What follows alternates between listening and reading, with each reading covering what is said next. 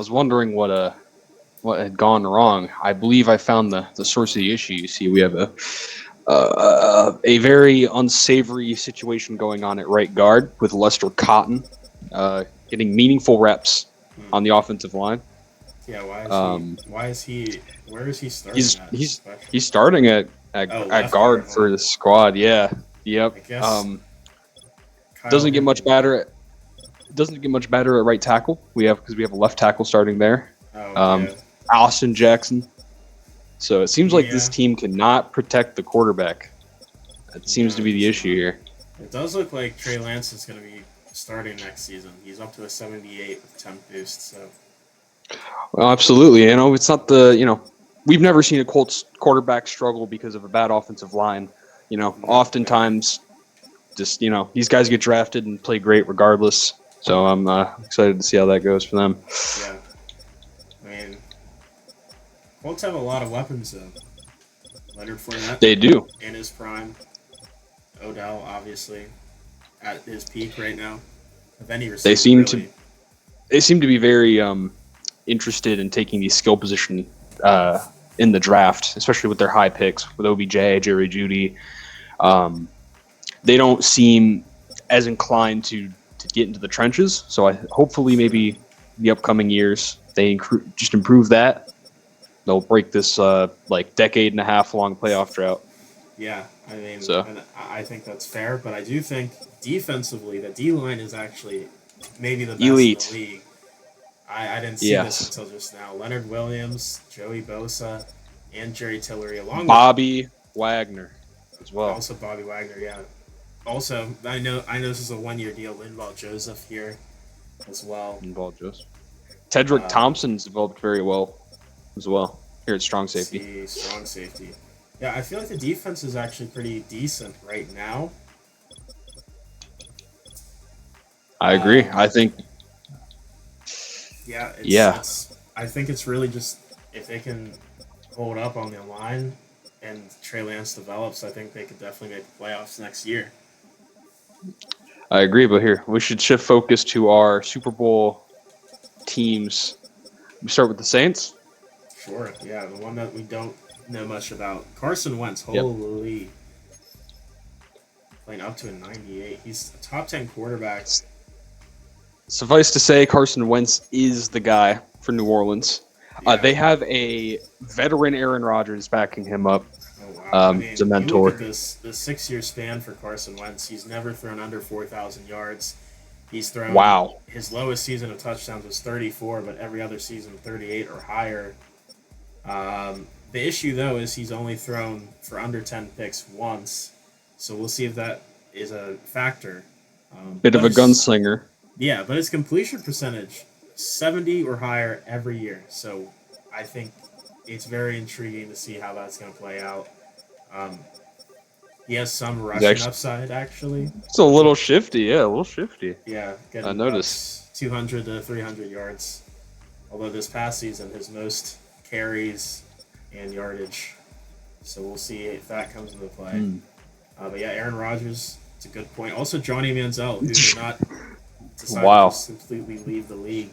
Johnny Football, QB3 here.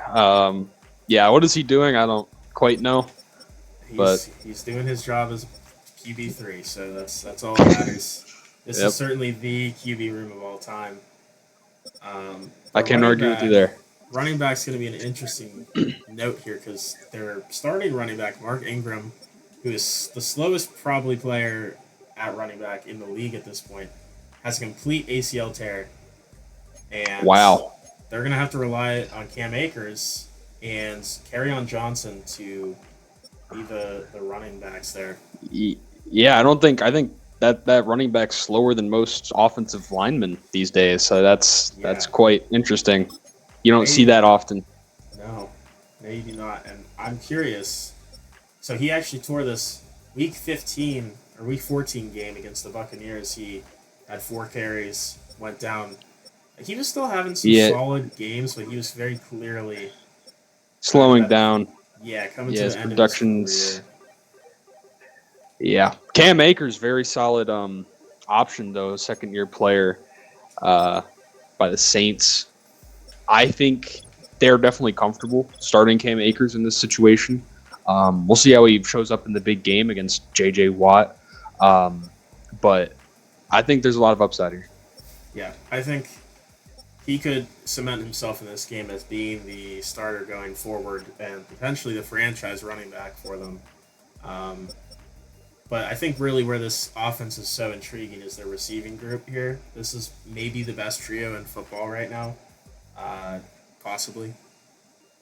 I agree with that. I think you get a lot of obviously Justin Jefferson at the X. He can catch anything, anywhere, anytime. Curtis Samuel is the speedster, the second option. Defense shifts their focus on Jettas, and you can leave a Curtis Samuel wide open. And don't forget about Laquan Treadwell, the third option there, who is better than a lot of wide receiver ones or twos or even ones in the league. Quite a receiving core, and not much depth, but I think that they have certainly the firepower. Yeah, I agree. And I mean, that obviously extends to the legendary tight ends, Jimmy Graham, who, I mean, he's just everything you want at tight end. He's obviously just former basketball player, able to box out guys when catching it, a great red zone threat. Um, Obviously very athletic, still at 32 years old, but he's also pretty good as a run blocker when you need him to be.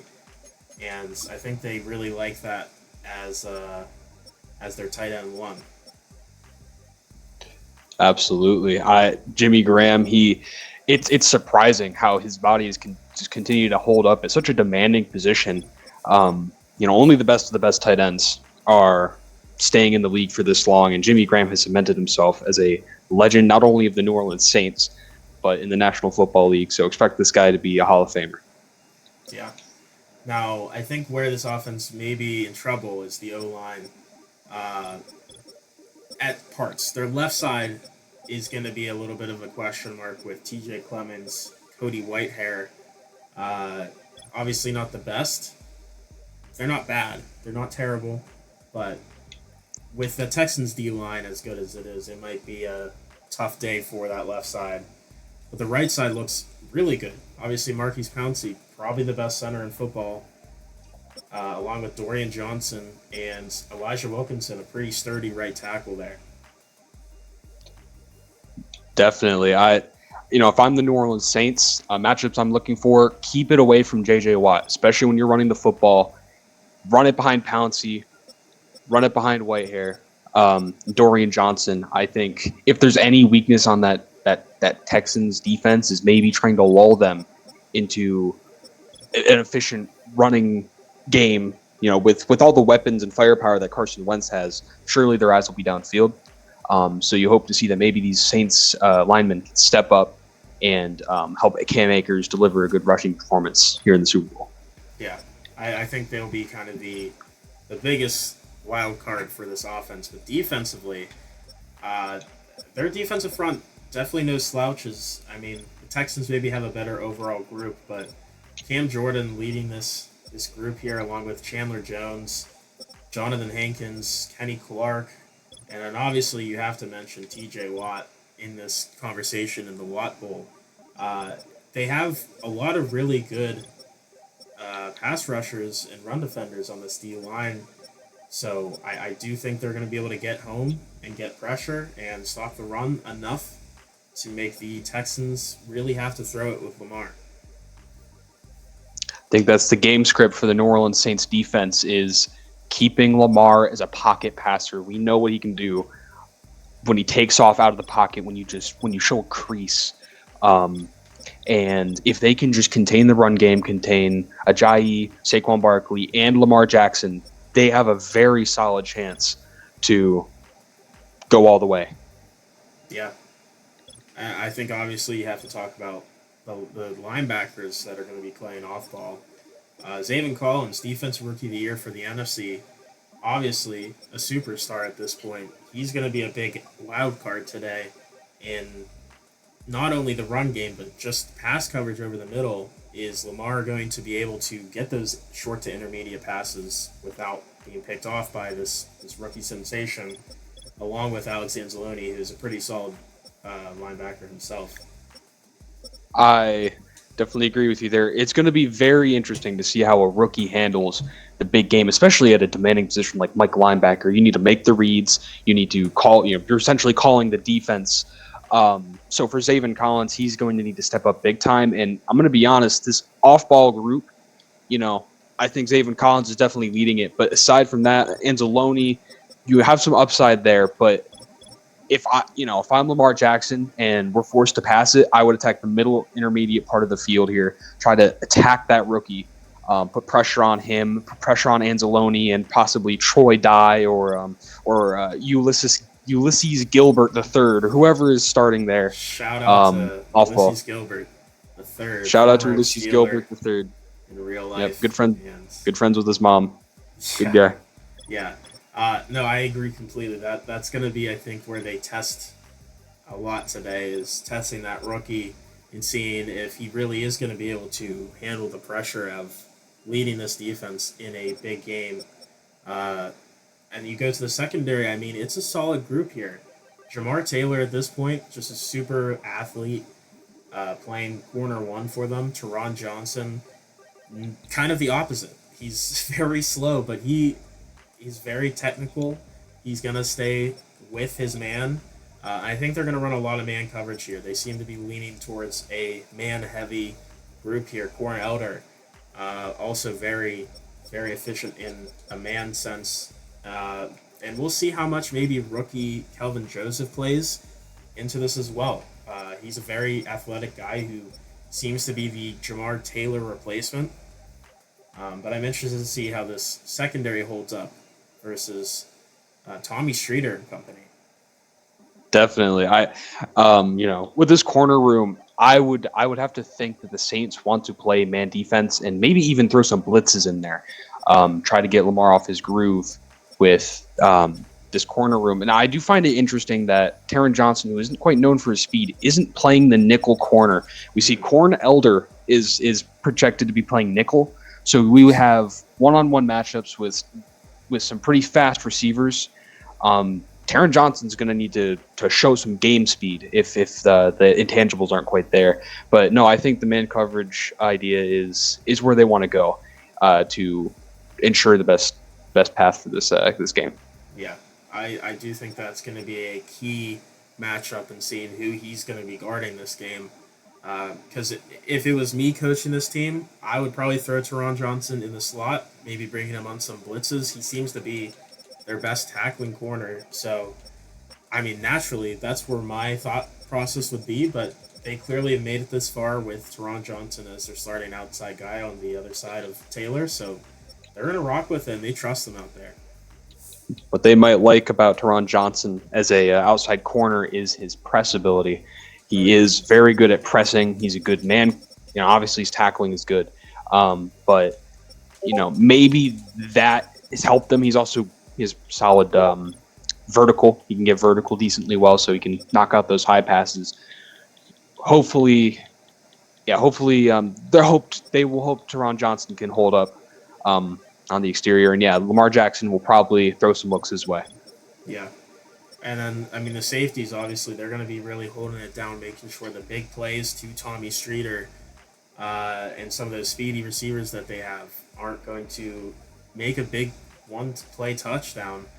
I do think the weak link here is DJ Swearinger. He's a very good run-defending safety, very great zone IQ, but if you catch him in man coverage, you're going to be in a lot of trouble as a Saints player, coach, fan, whatever you may be. He's going to be someone you don't want covering someone one-on-one at all today.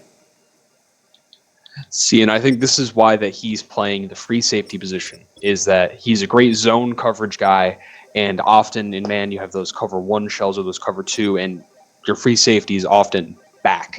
He's often the cap of the defense. So my guess is that DJ Swearinger is going to be very much reliant on keeping the defense or the offense in front of him, not letting guys get behind him.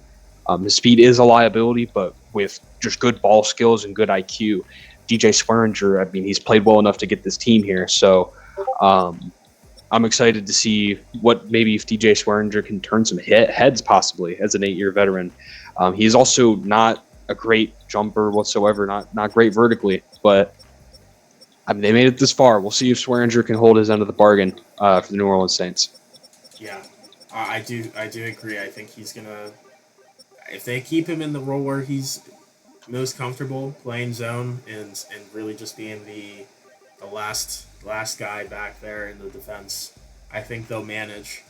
But luckily, they do have Keanu Neal, who is a superstar at this point.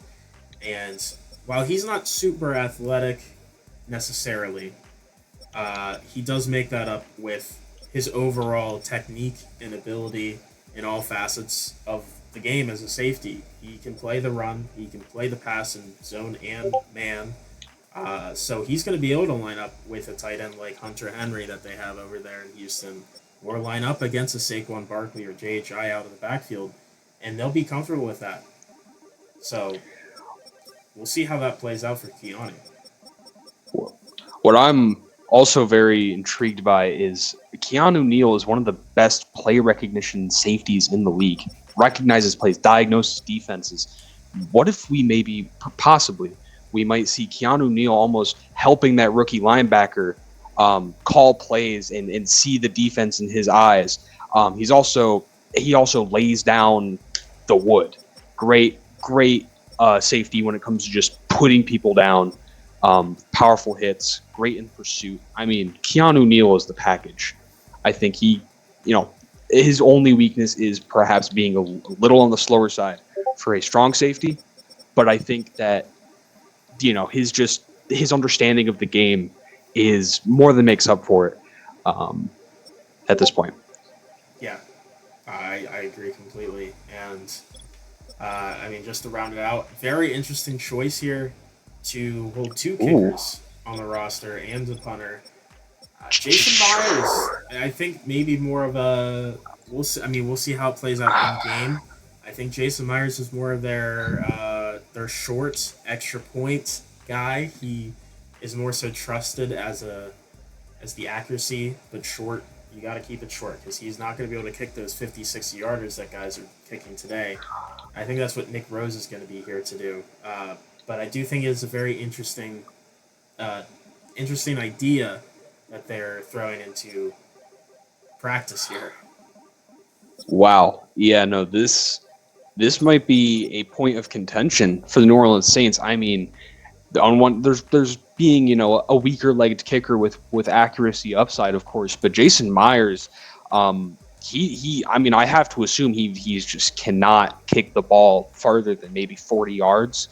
That might be being generous.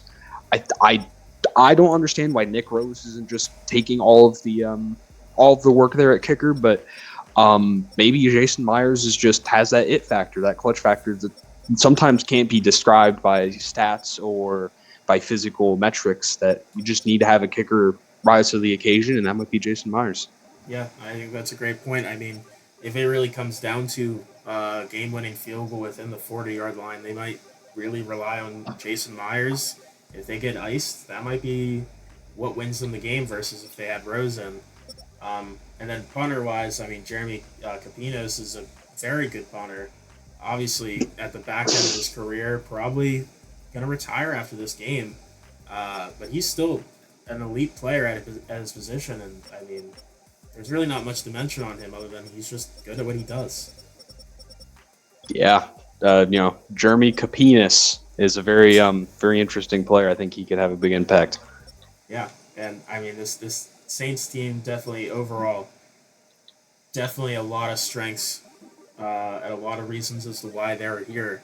But we'll definitely have to see how this left side of the line is going to hold up on offense. And then defensively, there's DJ Swearinger and then the linebackers. That's going to be really what determines how this game goes for the Saints roster.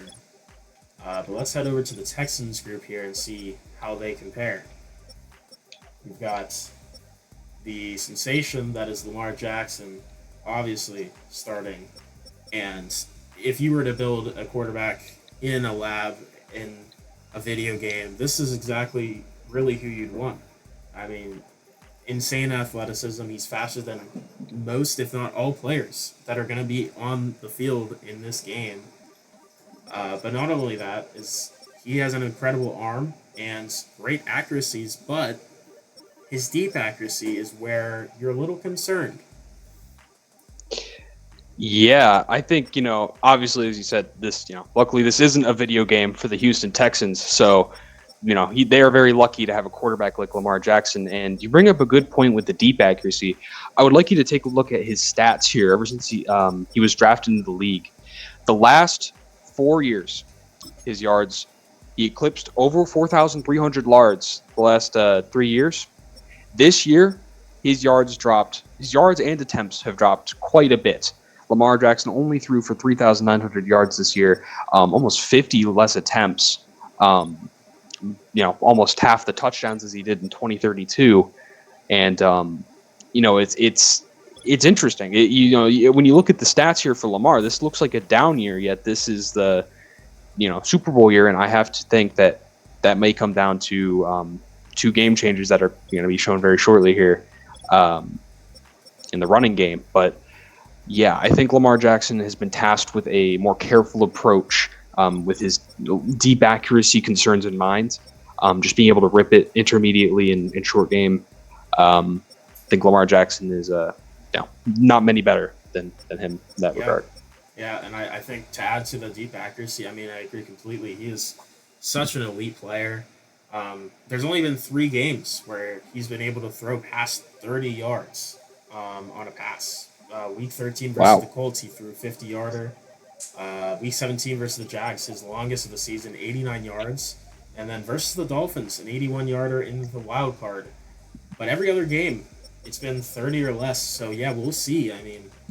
How that accuracy is going to play into factor, I'm not sure. Because they don't necessarily need to use it. That's probably the least utilized part of his game in general. You can just run it with him, keep things short to intermediate, and they'll be fine. Shout out to Duck Hodges that they also have on the roster. But I think really where they're going to look to dominate is on the ground in this game. Obviously, Lamar brings a lot to the table, but this running back trio, actually, with Jay Ajayi, Saquon Barkley, and rookie Kenneth Gainwell, I think is going to be a very interesting trio to stop for the Saints defense. Yeah, no, I think they have a wide range of skill sets here at running back. They have obviously Jay Ajayi, who has proven himself as one of the premier running backs.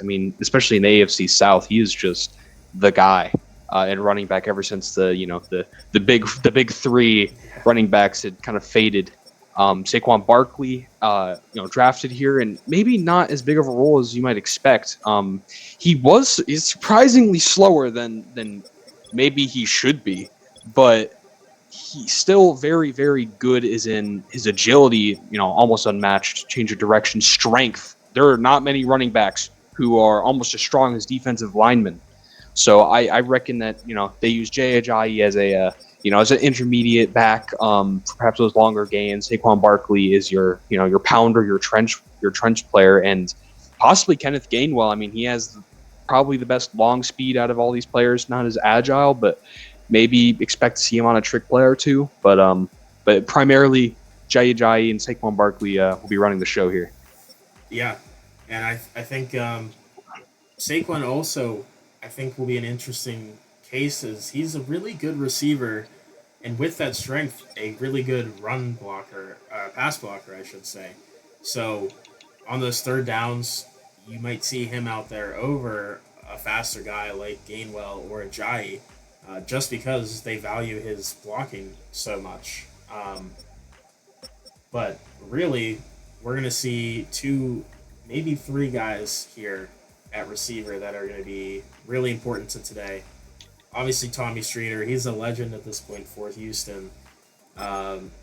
He's managed to be kind of like a Mike Evans of consistency. Obviously, year 1 had an insane season, but ever since, just consistently put up over 1,000 yards. This was his first year without that, but he was just shy of by 34 yards. he's still doing it as good as anyone else has in this league that you could really ask for. I mean, if you could want a career as a wide receiver, you want this type of consistency, and you pair that with Juju Smith-Schuster, Van Jefferson, who had a pretty good season as well. I think that's a solid trio to roll out here.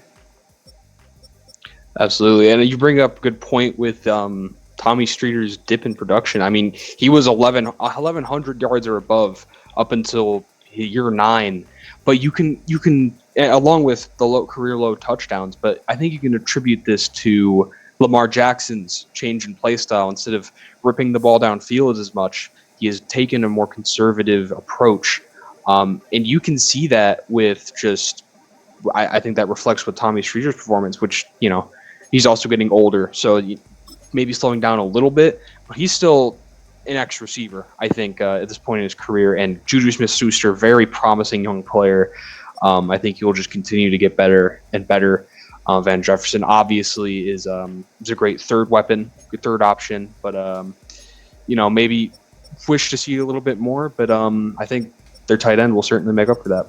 Yeah, and real quick before we get to him, very interesting group they built here. They have a really big point to have size at this receiver position. Everyone is 6'1" or taller, over 200 pounds. They love these big body receivers who are going to be a factor in the run game, and I think it shows with how Ajayi has played this season, and I think this run game is really where they're going to focus. Obviously, that extends to the tight end with Hunter Henry. Yeah, no, not a single receiver under 200 pounds. All these guys, definitely formidable run blockers, and guys who can catch the high ball. Maybe that's Lamar Jackson. Lamar Jackson will try to target that, getting vertical on this Saints defense. But yeah, no, Hunter Henry is elite. Yeah. I mean, there's not much you have to say other than that. He is elite. He's kind of the Jimmy Graham of the future at this point. I mean, Jimmy Graham at 32, Hunter Henry at 26. They're kind of passing by each other at this point. Jimmy Graham paved the way for Hunter Henry to become the next Jimmy Graham. It's very similar skill set, very similar athleticism, although I do give the edge to Hunter Henry as a run blocker, and he's maybe as good as, or not better, than some linemen in the league. He offers a lot there. And again, I mean, I keep pounding on it, but that run game is going to be a big factor in this offense today. But you can't really underrate Hunter Henry's route running ability, especially in the short to intermediate range where Lamar thrives. I think he's going to be a really valuable target today versus Zaven Collins and Alex Anzalone. I agree with that. Yeah, I think it'll be a very interesting tight end showdown. I think they might be both the premier targets in either of their offenses when it comes to the passing game. I'm excited to see what comes of Hunter Henry in the future years to come. But right now, I mean, he's in his prime. It doesn't get much better for Hunter Henry now playing at the Super Bowl. So we'll look to see if Hunter can elevate this passing game. Yeah. And then the thing is with the passing game is, are they going to be able to protect Lamar?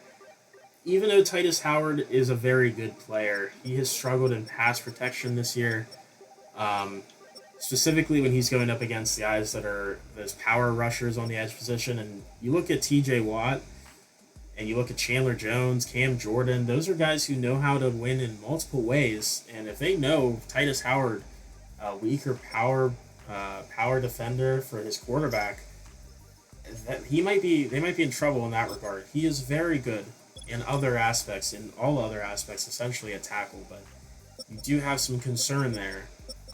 And obviously next to him, Marquise is going to be a problem. 72 overall in the standings for PFF, right? So he's gonna be a problem. But the rest of the O-line, honestly, looks pretty decent.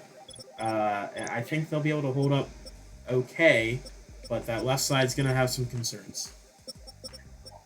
I think circling back to Titus Howard, not only his pass blocking in power, he's gotten bulldozed a few times this year.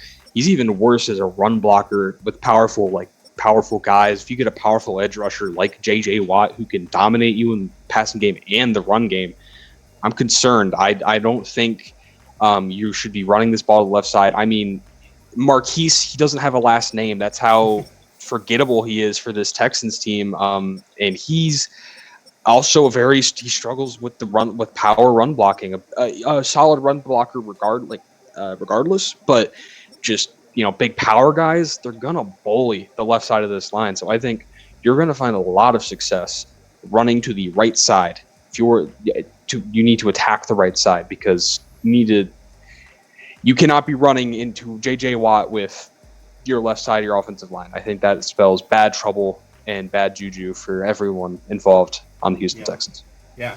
I think another thing with Marquise, the last thing I'll mention on him is there's been many plays this season where he's not the best in terms of awareness and seeing which guys he needs to pick up. So if we get some blitzes on that side of the line, he might struggle in terms of picking up the right guy. He might not pick up a blitzing linebacker like a Zaven Collins or an Alex Anzalone or maybe even a TJ Watt who they might line up as an off-ball linebacker but bring him down on a blitz. So that might be a weak spot that they try to exploit. But one thing I noticed is Mason Cole. He's a good center. He's very good technically. Pass blocker, very good. Run blocking's not as good, but he is a very good pass blocker. But the issue is strength. Is he going to be able to hold off these strong defensive linemen like Jonathan Hankins, like Cam Jordan? Is he going to be able to stop them? Just because of strength, I don't know. Yeah, I think that comes down to how this offensive line slides. Obviously, if the center's only getting help from Mr. Marquise, it's going to be a bad day. But I'm very curious where Marquise got his education. I mean, this is absurdly low for any player, especially at the offensive line where you need to be taking your assignments, sliding. You're the backbone, you're the trenches. That is not great. I think they do have a lot of good players, and they might have had to cut some corners. And I think Marquise is a product of that. Yeah, I mean, and you talk about his education. That's Middle Tennessee State, right? Tennessee. That's where things go to die. You talk about, sure, they won a Super Bowl season 2, but what have they done since? That's the problem. Jake Walker left. Ryan Switzer, of all people, did not want to stay in Tennessee. So I would attribute that. I would heavily attribute that to I got to think on this one. Yeah, no, that's a difficult one for Tennessee.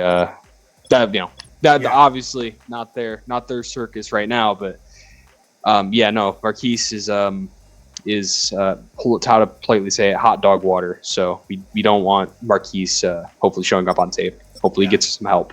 Yeah, and hopefully he does, but I don't know if he will. He may not even start, actually, when we really look at it, because the Texans do have some solid help on the right side with Cesar Ruiz, their second-year guard, who has really come into his own here as an overall player. He does struggle against those speed rushers, but on the interior of the line, you're not going to have as much trouble seeing that. Along with that, they have Ted Karras, who is going to be potentially a startable player for them at the left side. I'm not sure what they plan on doing today at left guard, if they're going to roll out Marquise or if they're going to have Karras in there, but that could be an option. And obviously, superstar right tackle Gabe Caramy is their best lineman. But again, he's a little bit of a struggler in terms of the speed rushers off the edge. And as I stated earlier, they have guys who can do both. So we'll see how that holds up there. Yeah, no, it's polar opposite from the left side of the line where they struggle with bulk. I feel like the right side, Gabe Caramy is very, very bulky, 6'7". God damn it, fuck. Anyways, yeah, no, great run blocker. I mean, 95. He's really good on that side of the ball, but he can't. Some of those quicker guys, with with their pass rush technique, he's gonna maybe have some trouble. But definitely still a favorable matchup, I would say. I mean, going back to this guard just for last time, their third right guard, I would say Cole Madison out of Washington State is probably still better than Marquise undefined. I think Yeah. I think you could start any of these two guys, even if you slid, maybe even Darrell Williams, the backup center. Like I don't know, but I think maybe we just need to get. I think Marquise will be dealt with before this game, promptly and quickly. Yeah, and you obviously have to wonder why is Marquise even listed as a starting left guard right now? And obviously, it's clearly he has some sort of power play over the coach of the Texans here and the organization as a whole by DeWolf. I mean, what is he holding over them? Why is his last name never listed? I mean, maybe perhaps I'm biased here, but is it possible that Marquise is maybe a child to DeWolf, the coach, and he is getting nepotism? The nepotism. Marquise is a nepo baby. Yeah, Marquise DeWolf is here, and he is the reason. Yeah, that he's starting. This is the reason. It's because of his name. Striking resemblance to Adam DeWolf. Obviously, African American, 300 pounds, 6'4". I wouldn't fits the bill pretty kosher there. Yeah, wow. Just I would also I would theorize again. Just some CBS reporter, but I would theorize that Marquise maybe also might have something to do with the alleged, possible death of Tommy Streeter, which turned out to be entirely false, of course. But right. There's a lot of trauma around this team, and we haven't even gotten to the defense yet. I mean, and that's kind of been the issue with this Houston team is they've not been able to make it to the Super Bowl till now because of this drama, the carousel of quarterbacks, the potential, this hidden love child that Adam DeWolf had with absolutely. But yeah, no, I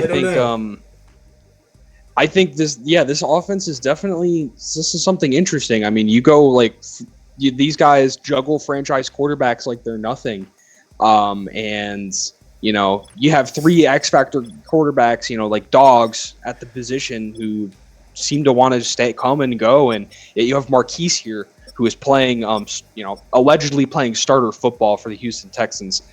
I don't know. I don't quite know what's happening, but our theories are obviously very outlandish, but I think possibly true nonetheless. Yeah, this is interesting. Regardless, I mean, obviously, even though we're talking a lot about the Texans and been more negative in that regard, we do hold a lot of respect for this Texans franchise. They've done a lot. They've put up crazy records, and they've been the most consistent team in this AFC South, regardless of their success in the postseason. They've been the only team that's actually been able to make it to the postseason on a consistent basis, and that does deserve the respect from everyone. Absolutely. But obviously, the place that really demands respect is the D line here. J.J. Watt is, he is what he is. He is possibly the best player in football, and you obviously add Mitchell Lowen, who has actually been a really underrated player for them. He's been really solid this season. I believe, if I'm not mistaken, had I believe sacks in every playoff game. Let me double check that leading up to it. No, that is not true in the slightest, but he had one against the Steelers, which was a key one on Patrick Mahomes to get them to this point. And then at D-tackle, Andrew Billings and Vita Vea have been a pretty good duo. And obviously, rookie Greg Rousseau is here as well.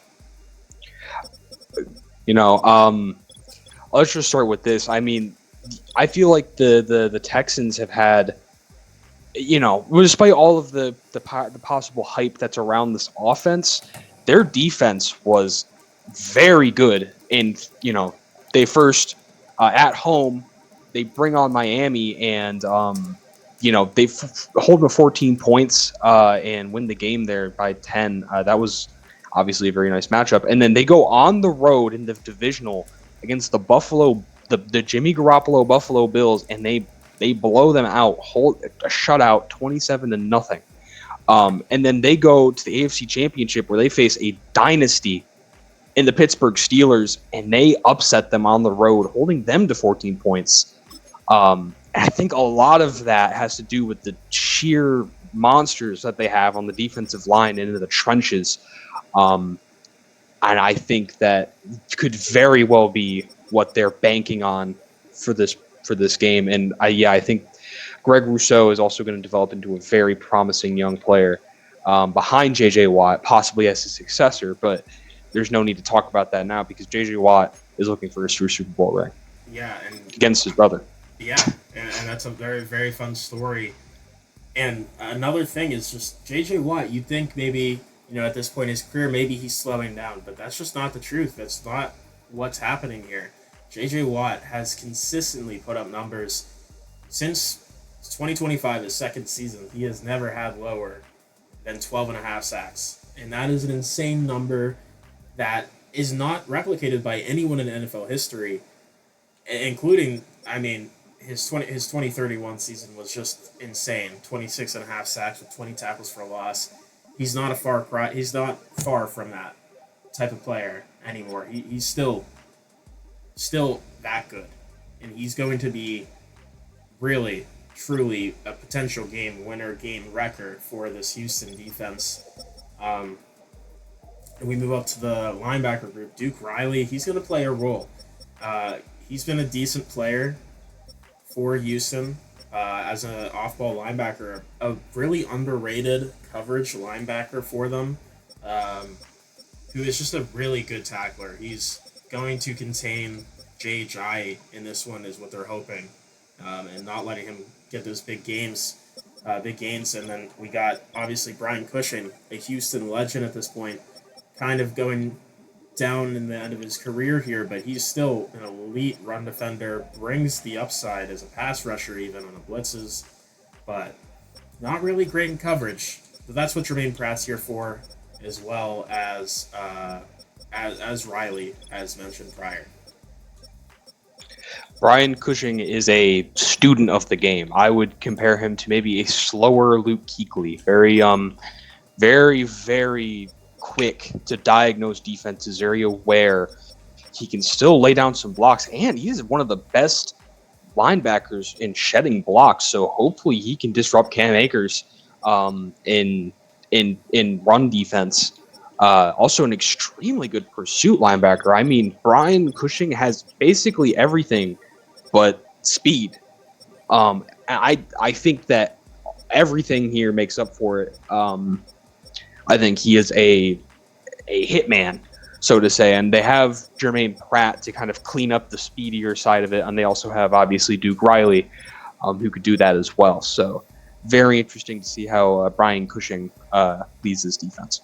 Yeah, and I think a factor that you can't really put into numbers or anything is just the fear that some of these defensive players just strike into the offensive players on the other side of the ball.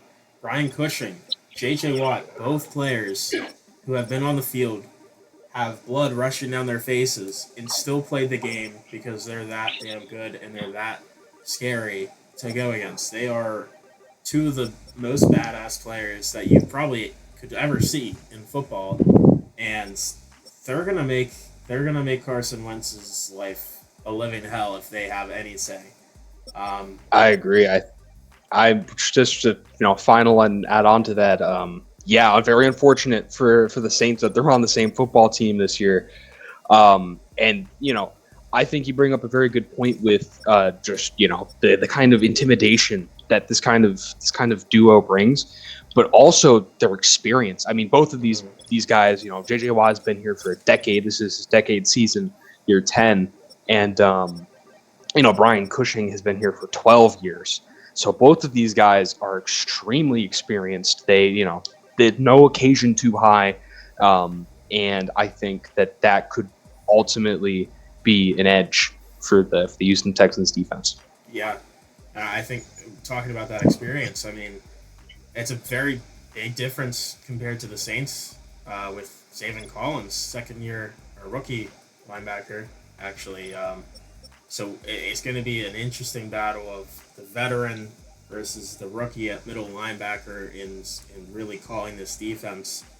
It's a good parallel. Good parallel. And their secondary is pretty good too. Their corners are going to be really key factor here against that elite receiving core on the other side.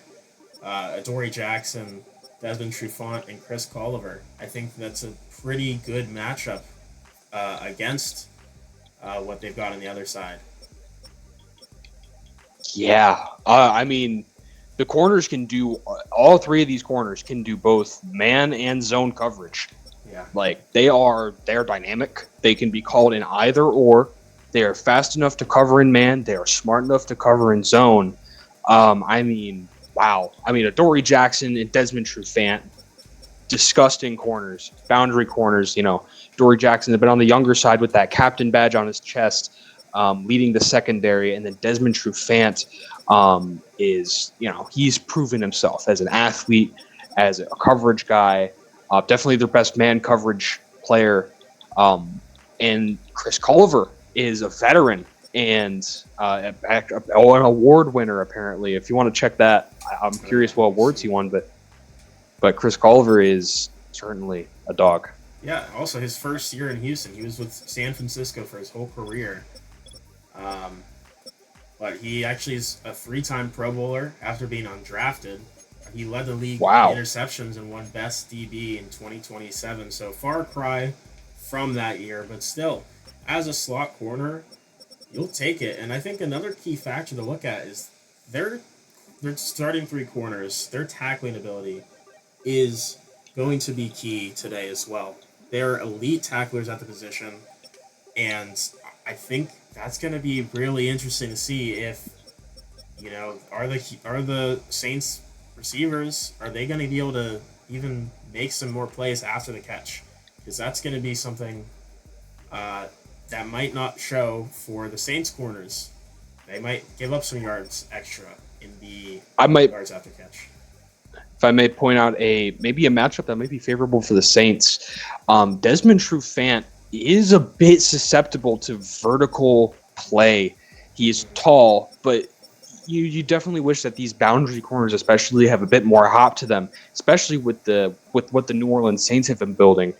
You need height, especially if you want to cover a Jimmy Graham or if you want to cover a Justin Jefferson. You need to be able to get up there, and Desmond Trufant's going to have a big challenge ahead of him, because if he lines up against a Justin Jefferson and he can't get up there to make the play, we might see some highlights. But Trufant, otherwise, very sticky corner, gets in your hip, and I think if they can just make sure that does not happen, and he does not get beaten over his head, I think the secondary will be perfectly fine, and if not, very, very important to this game script. Yeah, and I think with them having such a good trio at corners, you're not as concerned with their safeties, and their safeties aren't the best in the league. They're probably bottom 10 safety group in the league, but they don't need them to be that good. They just need them to sit back,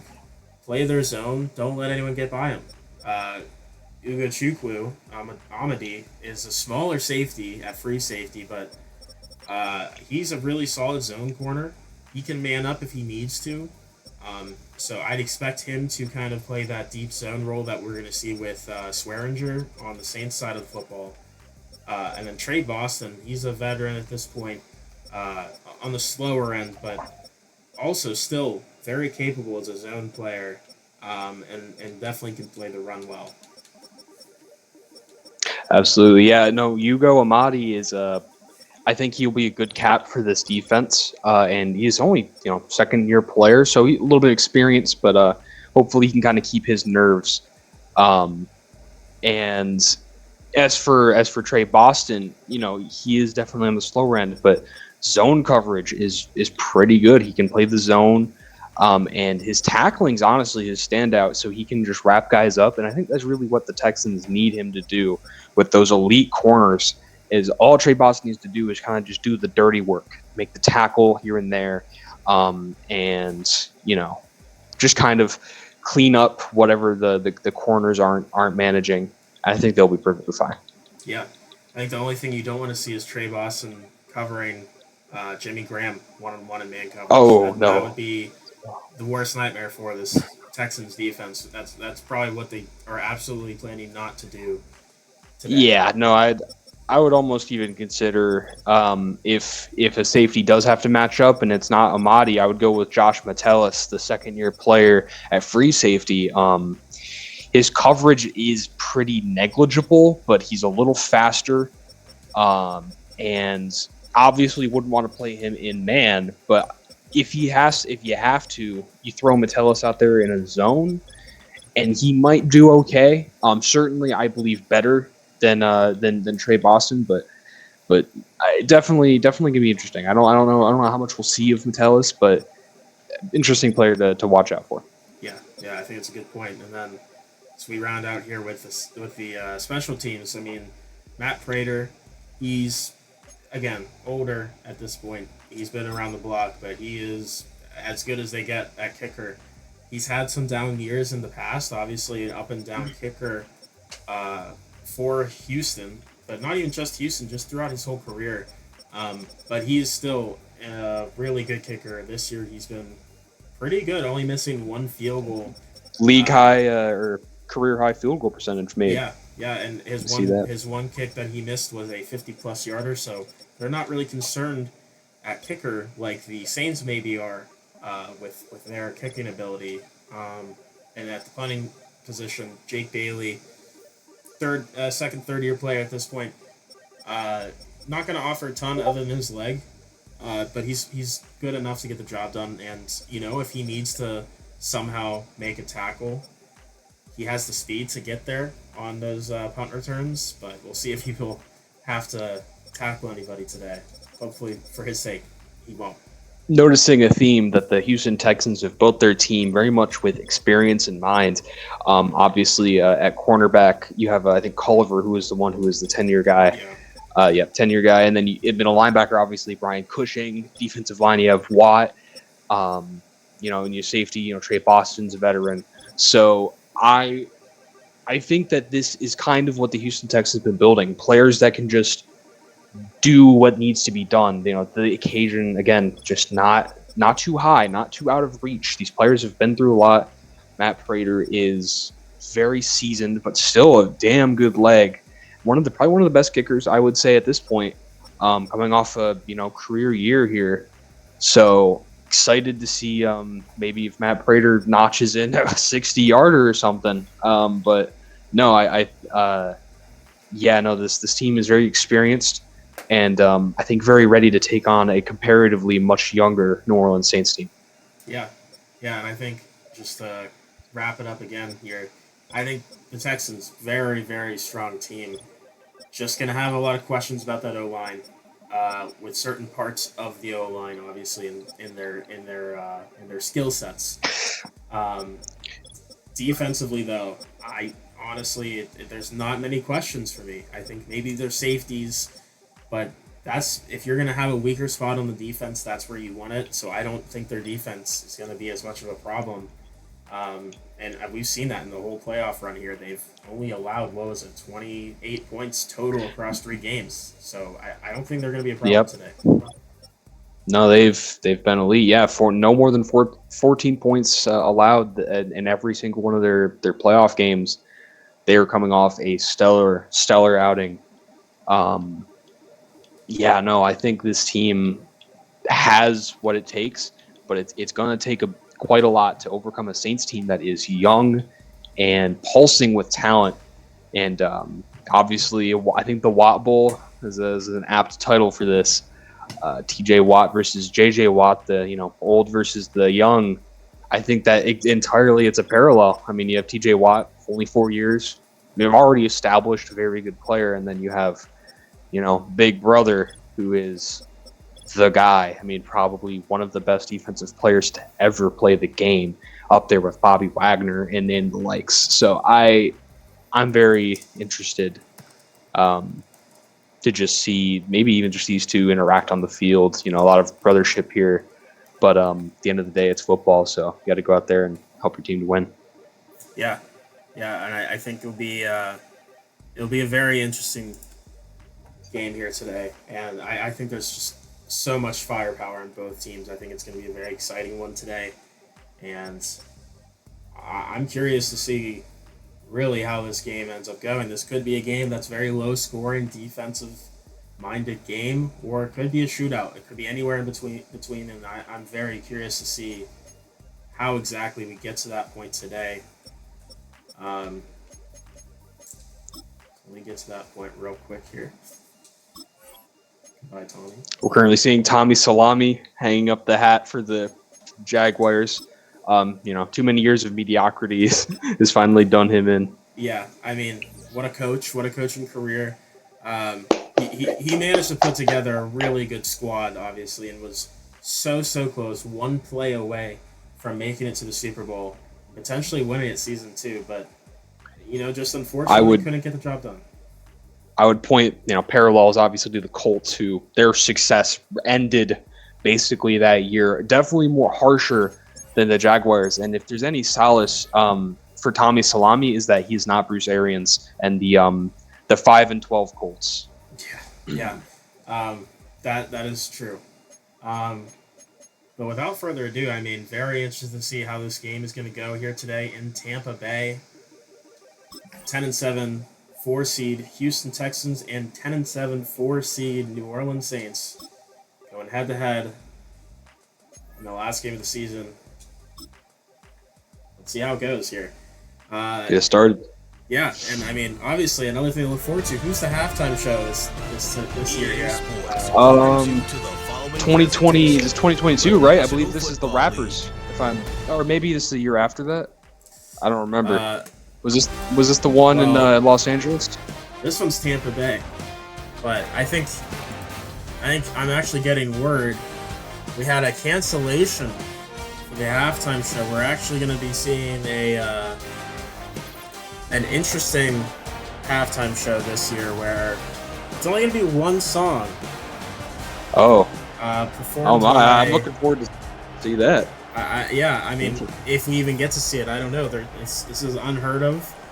They seem to be unprepared in that regard because the original halftime show act is not here.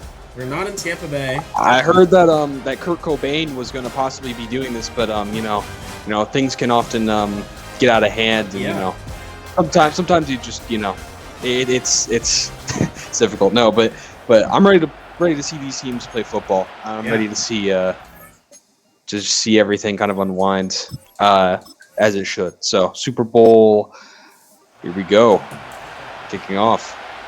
Super Bowl 69. Giggity. And here's a Saints return. We'll start off about the 30. A little bit of moves there. Got pulled up. Here comes Wentz, starting QB, and here's a look at his stats. Obviously, very good season. Almost 4,400 yards, 41 touchdowns, 11 picks. Big reason as to why they're here. Absolute gunslinger. And see what they come out here and do. They're going to throw it on first down, and there's a first down to start off. And I believe that's Cam Akers out of the backfield. That was a quick shot there to Cam Akers. Possibly just targeting that kind of possibly those safeties, that strong safety that plays low, the lack of speed there, the running backs. I think that was a good play. And another pass here, but we're going to see a fumble. Oh! JJ Watt recovers it, and he's going all the way back. Running 10! Touchdown! Wait, that's not JJ Watt. My apologies. Who's that? That is Mitch Lowen with the recovery. Mitchell Lowen. And that's going to be a quick score for the Texans after what seemed to be a start of a really good drive for the Saints. Wow. And Wentz fumbled it there. I couldn't quite see 79, who it I was. believe. Backed him. It was 79. Andrew Billings, the defensive tackle, Wow. with the sack. And that's an incredible play there to start off with a defensive touchdown. And there's Matt Prater kicking it through with the PAT. And that's a quick turnaround. Did not see that coming. Strip 6 touchdown. That is how you want to start this game for the Houston Texans. My goodness. I mean, we were talking all about the Watt brothers and, you know, what their impact was going to be. But Billings said, I'm going to do it myself, and absolutely made a huge, huge play and set up their guys in very good position with Mitchell Lowen with the scoop and score. Yeah. Back out here in shotgun. And this is going to be really telling to see how Carson Wentz in this offense responds. They're going to hand it off to Cam Akers to the left side, which is away from J.J. Watt, which I do think is notable. But they were ready for that with Weatherling getting the tackle, their weak link at the linebacker position. 2nd and 10. Wentz dropping back. He's looking. Throws it across his body. What a throw! Oh! That's Justin Jefferson coming up big, and we're going to see him quite a bit today, I think. I think so. You see a lot of mobility with Wentz. He actually maneuvered the pocket quite well here. You can see he stepped up, and almost like he was maybe going to run it. Yeah. And just that hesitation was enough to deliver to Jefferson. I think, you know, with J.J. Watt being obviously as formidable as he is, the rest of the defensive line for the Texans are going to have to step up. And, you know, they obviously have on the first drive, but needs to be consistent. Here's a quick one. This one out to, I believe that's Van Jefferson there on the outside quick receiver screen. But one thing to note, though, is that not many quarterbacks can make that last throw that he made to Justin Jefferson. So he's a special player, Carson Wentz is. Motioning Cam Akers out to the right side, so we'll see a pass here probably. And 4-man rush. Wentz rolling out right. He's going to actually take off this time. J.J. Watt brings him down after a first down gain of 8. We did talk about Wentz having perhaps some underrated athleticism. His legs are able to carry him just about anywhere he needs to be across the field. No Lamar Jackson, but he can definitely get it done. And there's another 5-wide situation. Jimmy Graham, only 2 on the flat route there. But it's interesting that they're going pretty heavily in the spread formations here. Really spreading out the defense here. And I'm interested to see. Here's another one. Motioning Akers out. And it's a quick one. To Justin Jefferson again, gain of 8, huge hit from Brian Cushing now. I think the Saints, this is what they want to do. They want to spread everything out and let Carson Wentz be the gunslinger that he is. Let him read the defense, not have to rely on Akers as much in a shaky offensive line. Oh, and it's a pick! Oh! He motioned Akers out wide with the defender. And I'm trying to see if Carson Wentz trying to chase him down. Can he get there? Carson Wentz with the tackle. No! And it's going to be another defensive touchdown for Houston. Who was number 21? That is Trey Boston, the strong safety. Boston. And he heard that he was the weak link. He heard us, and he said, "I'm going to show you. This is football for you. Yeah. You truly don't know how it can go. You can have a J.J. Watt, and you can have all of these players, but at the end of the day, it's usually the guy who steps up is the reason you win the game, not the guy who's established himself, and he's showing that right there." Another defensive touchdown. We are already halfway through the first quarter. We have not seen a drop of the Texans' offense, and yet they are leading by 2 scores. Yeah, and that's a rarity here. We don't see this very often. But I think the note, we talked about Trey Boston's his zone ability, and he was in zone there. He read Carson Wentz's eyes, jumped the route perfectly timed. Yeah, another crucial mistake, even though it was a nice drive that they were building there. You'd have to imagine New Orleans really looking to keep a hold of the football here. 2 turnovers now. Motioning out the running back, no longer Cam Akers in. And here's a rush, but here's a quick throw of 4. And that is the backup running back. Backup running back, that'll be Kerryon Johnson. Yes, Kerryon Johnson. Here's a 5-man rush. Jimmy Graham over the middle to the 40-yard line, first down. And that's what they need to do. They need to build a rhythm here. They need to get Carson Wentz just some confidence to build up with this offense and build the momentum so that they can continue this good drive. Oh, that's going to be picked up. Oh, another interception. And this is a disaster. Carson Wentz makes the tackle. I was Gregory about to say, Rousseau, the rookie.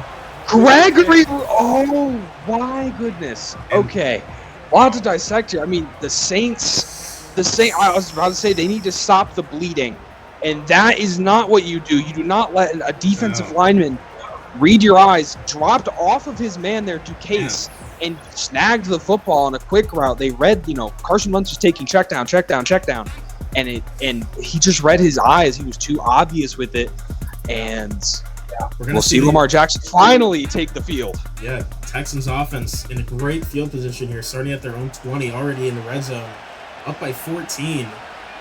And, I mean, if you're Lamar Jackson, you're a happy man. And here's a quick one. Well, that's a tough catch. And that's going to be the big man, Tommy Streeter, who just gets kicked by the defender. And it's just, I think that's Schuster. That was Juju Smith-Schuster. Never mind. That's right. Streeter's number 0. But Juju getting kicked by the linebacker, Lamar. Oh! And that's a big loss. Chandler Jones on the play there. Defensive line is reigning supreme in this game so far. Yeah, and also T.J. Watt was there to sandwich him. Wearing number 59, I'm not used to that, but I mean that's going to be a really good duo against that weaker tackles spot there for the Texans. This is not how we expected this so far. We have Streeter out here, 5 men out wide. 3rd and 16 from the 25. Lamar throwing it deep. Open is Tommy Streeter, touchdown. And, I mean, just look at the size difference between him and Swearinger. Manning Swearinger on Tommy Streeter is maybe one of the worst plays you could have as just a coaching concept. This is not it. This is not what you do. No. If you are the Saints, you are down 14 points and you put your slowest man on your team against Tommy Streeter. Yeah, and he's taken a step back, as we said, but he's still going to be more athletic and taller than any corner that they really have out there, or safety. Absolutely. It's you have to wonder, is the Saints coach ready for this? Is he prepared? Are they prepared as a team? And they don't seem like it right now. I think they're... Oh! It's a nice little return. I was going to say... we mentioned how the Saints team is a lot younger, and that could be playing into this. The lights are pretty bright here in the Super Bowl. Everything's on the line. The Texans are playing composed, and we need to see the Saints. It's only 2 in Saints. Cushing.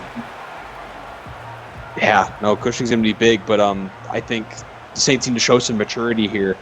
Obviously, bigger comebacks have happened in the Super Bowl, but it needs to start pretty soon. And here's another quick throw out to Akers. Loses to is J.J. Watt.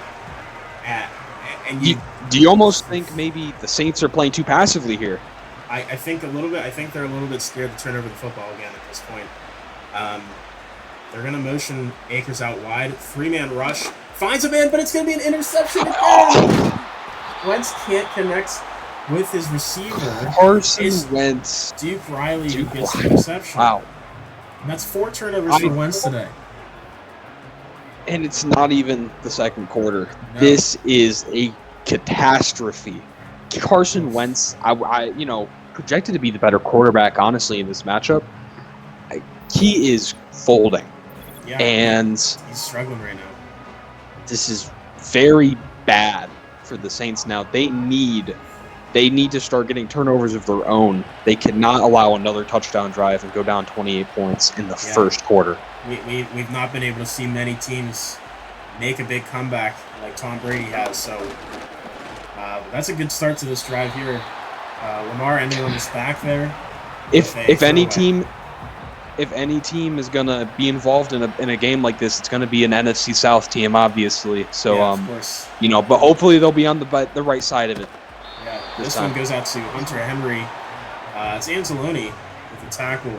Sets them up for 3rd and 2. They don't have to take a play here, but we'll see if they do. as the quarter winds down. And then they will decide to wait as we end the first quarter. Texans up 21-0 with 4 turnovers on Carson Wentz today. And wow, not anything like I thought this was going to be.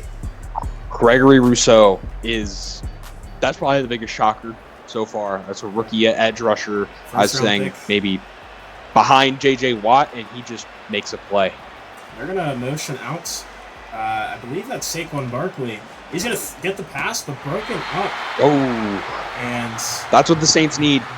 It is. And it's going to hold them to a field goal. It still keeps them in a 3-score game right now. But no, they're going to go for it here. And that's ballsy, but I don't hate the call. We're up by 21 already. They are trying Why not? To sting the wound. Lamar looking for something. He's going to get pressured. Incomplete. The pressure is too much. And Chandler Jones getting pressure on Lamar again. And that's a huge play for the Saints there. I would say the Saints defense actually has not been that bad. The few opportunities that they've had, the Saints defense has kind of kept it not out of this game yet, but we need to see Carson Wentz play even just decent football. This cannot be how this game goes. Yeah, this one he's going to take under center for the first time of the game. It's going to be a play action here. He's looking for something. He's going to throw it to Texans defender. Again, it's going to be a broken tackle. Carson Wentz and Jimmy Graham have to tackle number 21, Trey Boston, with his second interception. And clearly not the weak link of this defense. I believe Marquise. What has Marquise done? What is he doing? Bullied. How?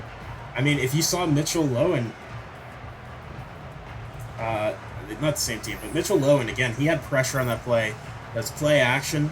It forced Carson Wentz to turn back inside and try to make the throw out to Cam Akers again in the flat. And you have to wonder why they're leaning so much on the pass to the running back when they have this great trio of receivers and Jimmy Graham. But Lamar going to take the pass, and it's going to be thrown to Juju a little bit behind him, gain of 2. The Saints still have more yards than the Houston Texans do, and yet they are down 3 scores. Yeah. I mean, interesting. Yeah, and they're going to have a little bit of an audible here. Lamar, play action. He's going to roll out into a sack. That's Chandler Jones again. He's having a great game, even though the score does not look very good. He's going to be if the Saints have any chance of getting back in this game, it starts here. We need big defensive plays. If you're New Orleans, you need to stop Lamar. 3rd and goal. Bringing forth, throws it down the middle, and that's a touchdown. 28 with the PAT incoming. That's going to be Jefferson, Van Jefferson.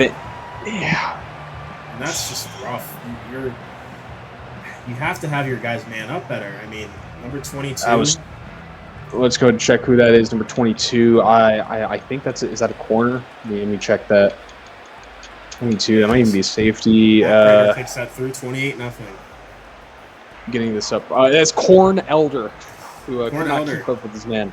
Yeah, we had questions about him playing spot over Teron Johnson, and I mean, Van Jefferson, outran him there. Oops.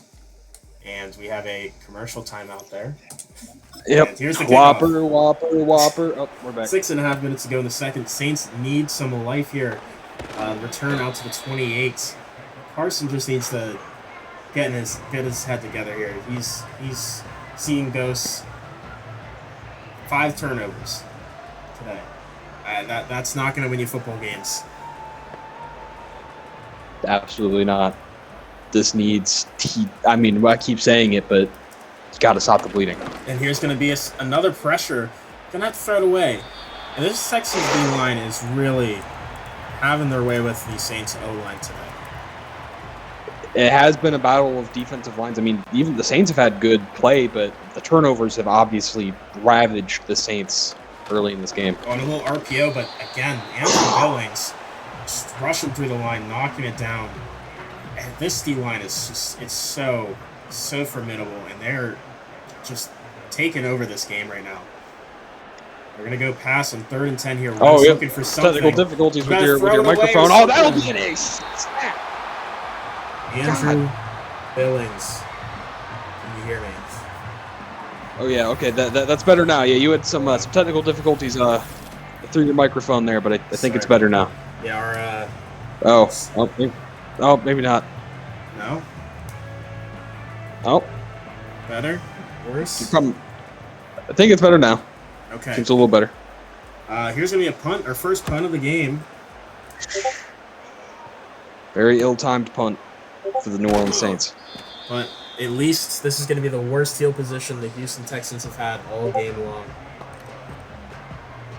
You have to hope at this point the Saints defense can start scoring because, Carson Wentz, maybe he needs to get to the locker room at halftime. They need to rethink their plan. Yeah, here's gonna be a quick throw. Lamar for 5 to the tight end, and that's Swearinger, who did get beat earlier on that touchdown to Tommy Streeter, the tackle. Very interesting though for the Ravens, no runs yet, and they're going 5 wide, throwing it out to the running back. I believe that's is that Kenneth Gainwell or is that J.J. appearance? Not quite sure. Body type wise, it looks not like a Jai. That looks like a Jai. And they're going to motion. That's actually Saquon. Motion him out. Another pass. And a lot of time, he's going to get the wheel route to Saquon. Wow. Yeah, no, this is the Texans' game script going to a T.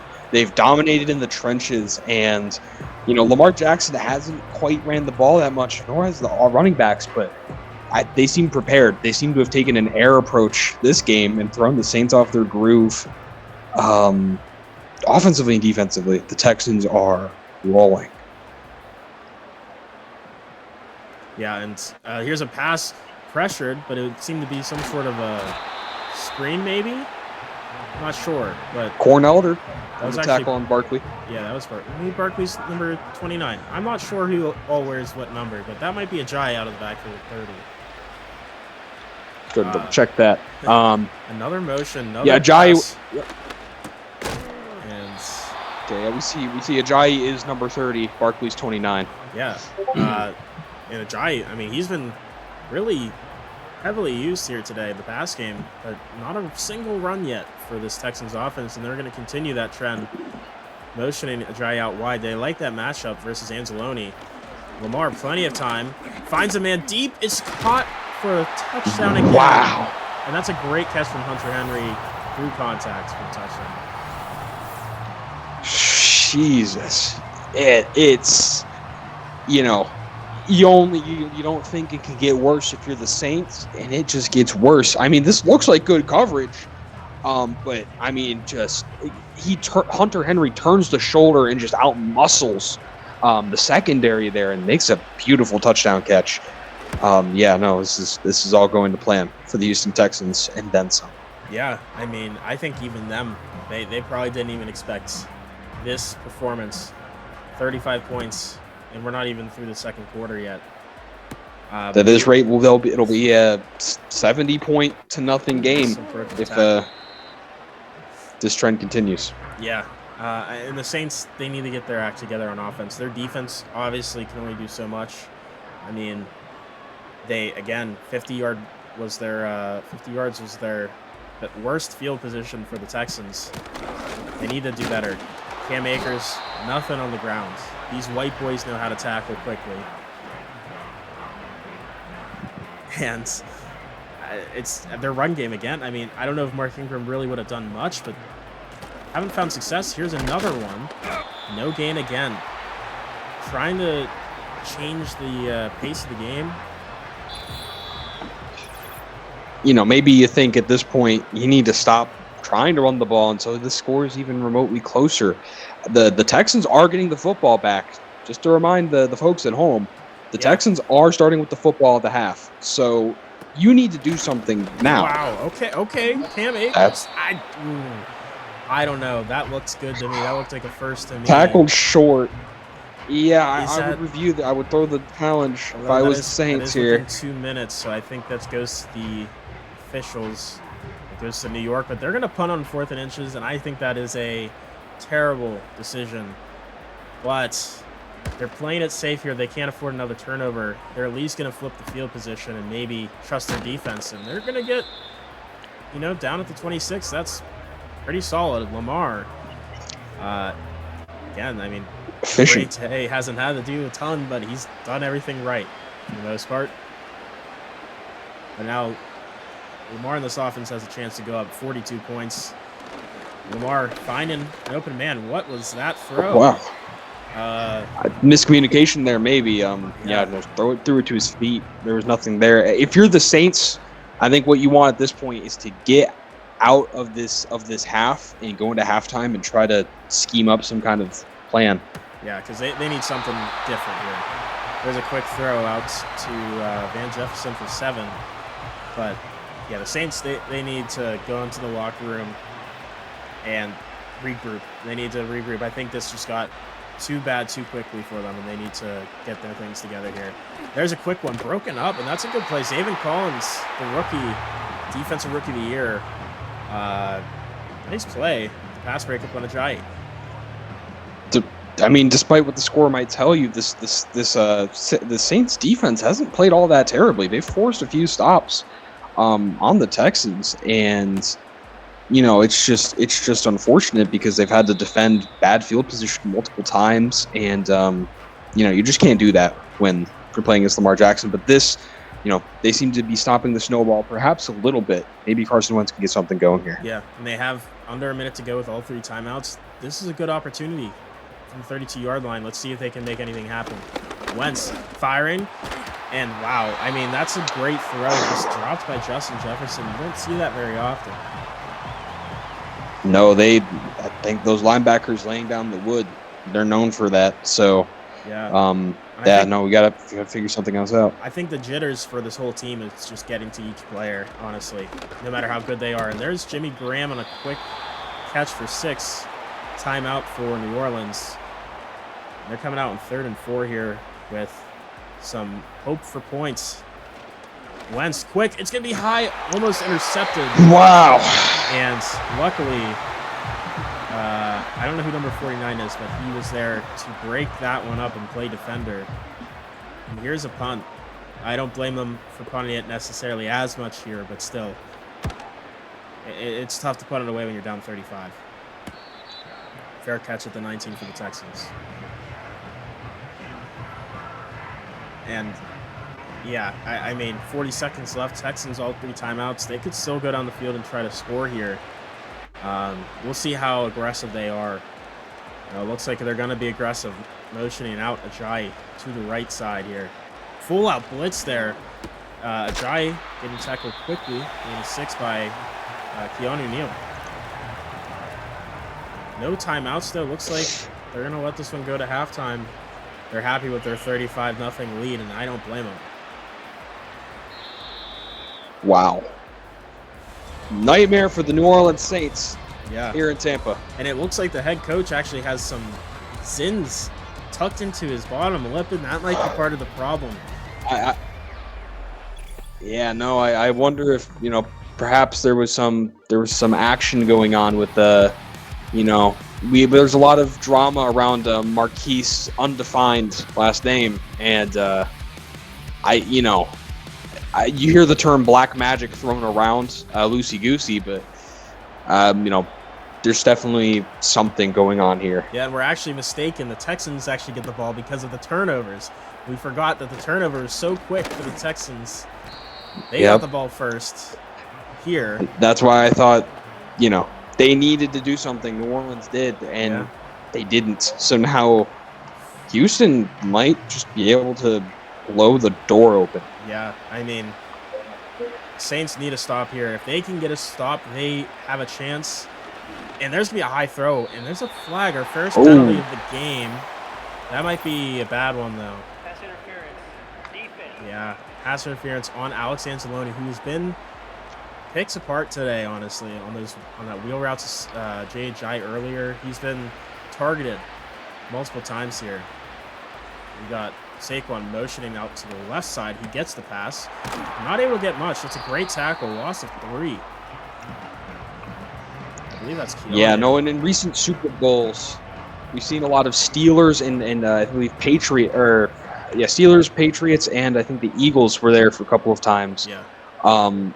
Those teams, they played pretty defensive branded football. The Saints did not seem ready. Oh, pressure sack, fumble. But lineman falls on it, and that is the key difference between the Saints and the Texans today is that the Saints weren't able to recover any of their turnovers. That's Chandler Jones again, just absolutely dominating the Texans left tackle. As we stated earlier, that's going to be a big matchup, and it has been the only bright spot for the Saints defense, really. 3rd and 27 here. They Absolutely. need to get off the field here, and that's a good play. And that will do it. That will give them a chance here, keep them in this game. Didn't take too long. Corn Elder trying to make up for his touchdown he let up earlier. Yeah, no, we've already seen some Saints fans leaving the stadium, at halftime. Yeah. Whoever's left there is praying that maybe the Saints, maybe Carson Wentz, maybe this football team have come out in halftime and can do something, because he has looked atrocious. Yeah. Him and all of his players, everyone on that team, they need to figure it out and fast. Yeah, they do. And I'd hate to see all those fans that spend all that money, $40,000 for seats just to see their team down 35-0. So we'll see if the Saints can maybe make their fans happy with the comeback win here. And there's a good play to start off. And the Saints, I believe so. Might be it's one of their guys wearing 80. It's Laquan Treadwell. Treadwell, the big receiver. And we didn't see him at all in the first half, so trying to work in their other players here. There's a play action. Carson rolling out, but he's going to take a sack. It's guess who? Mitch Lowen, who had the touchdown at the beginning of the game. Mitchell Lowen is lining up possibly for Super Bowl MVP. He's there. Yeah, and he's there. Obviously, JJ initially off the edge on the right side, forcing Wentz out to the left, right into the outstretched arms of Lowen. And that's the kind of impact those players can have. Yeah. Not only stat-wise, but you open up the rest of your defensive line to make some big plays. Yeah. Here they're going to go 5 wide on 2nd and 19. They get a chunk of it back. Gain of 8 to the 48-yard line. That one was Curtis Samuel there on his first catch of the day, I believe. So 3rd and 11, they really need this. 4-down territory at this point. Quick throw, Jimmy Graham, gain of 5. The pressure was in quick. I think we're putting a lot of the blame on Carson Wentz, but this O-line has been atrocious today, and they're punting it, and that is a bad one. I agree. This is very unfortunate. The Saints in this playoff run, they've dropped 35 points, 28 points, 31 points. Their offense has been the reason they got here. And just to think about all the hard work that all these players put in, the whole regular season, the great playoff run to get here, and this might just be how it ends. Yeah. On a normal night and no fight, just the Houston Texans dominating. And the Texans take over. A huge hit there. I believe that was maybe Zayvon Collins on Tommy Streeter. Gain of 7. They are the only upside of that punt was that they're pinned in their own territory at the 19 right now after that 7-yard gain, but we'll see how much that matters. Lamar, quick throw, and that's caught. That was a nice route for Juju Smith-Schuster. The defender looks lost. There's an old saying that defense wins championships, and I think that's certainly true today. The offense has been effective and efficient, but what started all of this was 2 defensive touchdowns at the start of the game, and the Texans just haven't looked back. No, they have not. Maybe the best defensive performance we've seen from any team in the Super Bowl. Alex Anzalone, though, trying to recover this game here with a nice tackle on Jay Ajayi, who we have not seen much run game for either team. A lot of 5 wide, a lot of spread offense here. When we have seen offenses work. And here's a quick one. Ooh, dangerous Dangerous throw. I think big thing to attribute to their lack of run game, as we mentioned, both teams have some offensive line questions, and both defensive lines are very good. So I think both of them had their game script and controlling the air, and one team has just done it a hell of a lot better. That's a huge play. Oh! TJ Swearinger, who got beat a lot earlier today, gets a possibly game-changing, momentum-swinging play off the interception on Lamar Jackson. These players, they step up. You know, your playmakers are going to be there, but you need the guy to step up, and that is DJ Swearinger in this moment.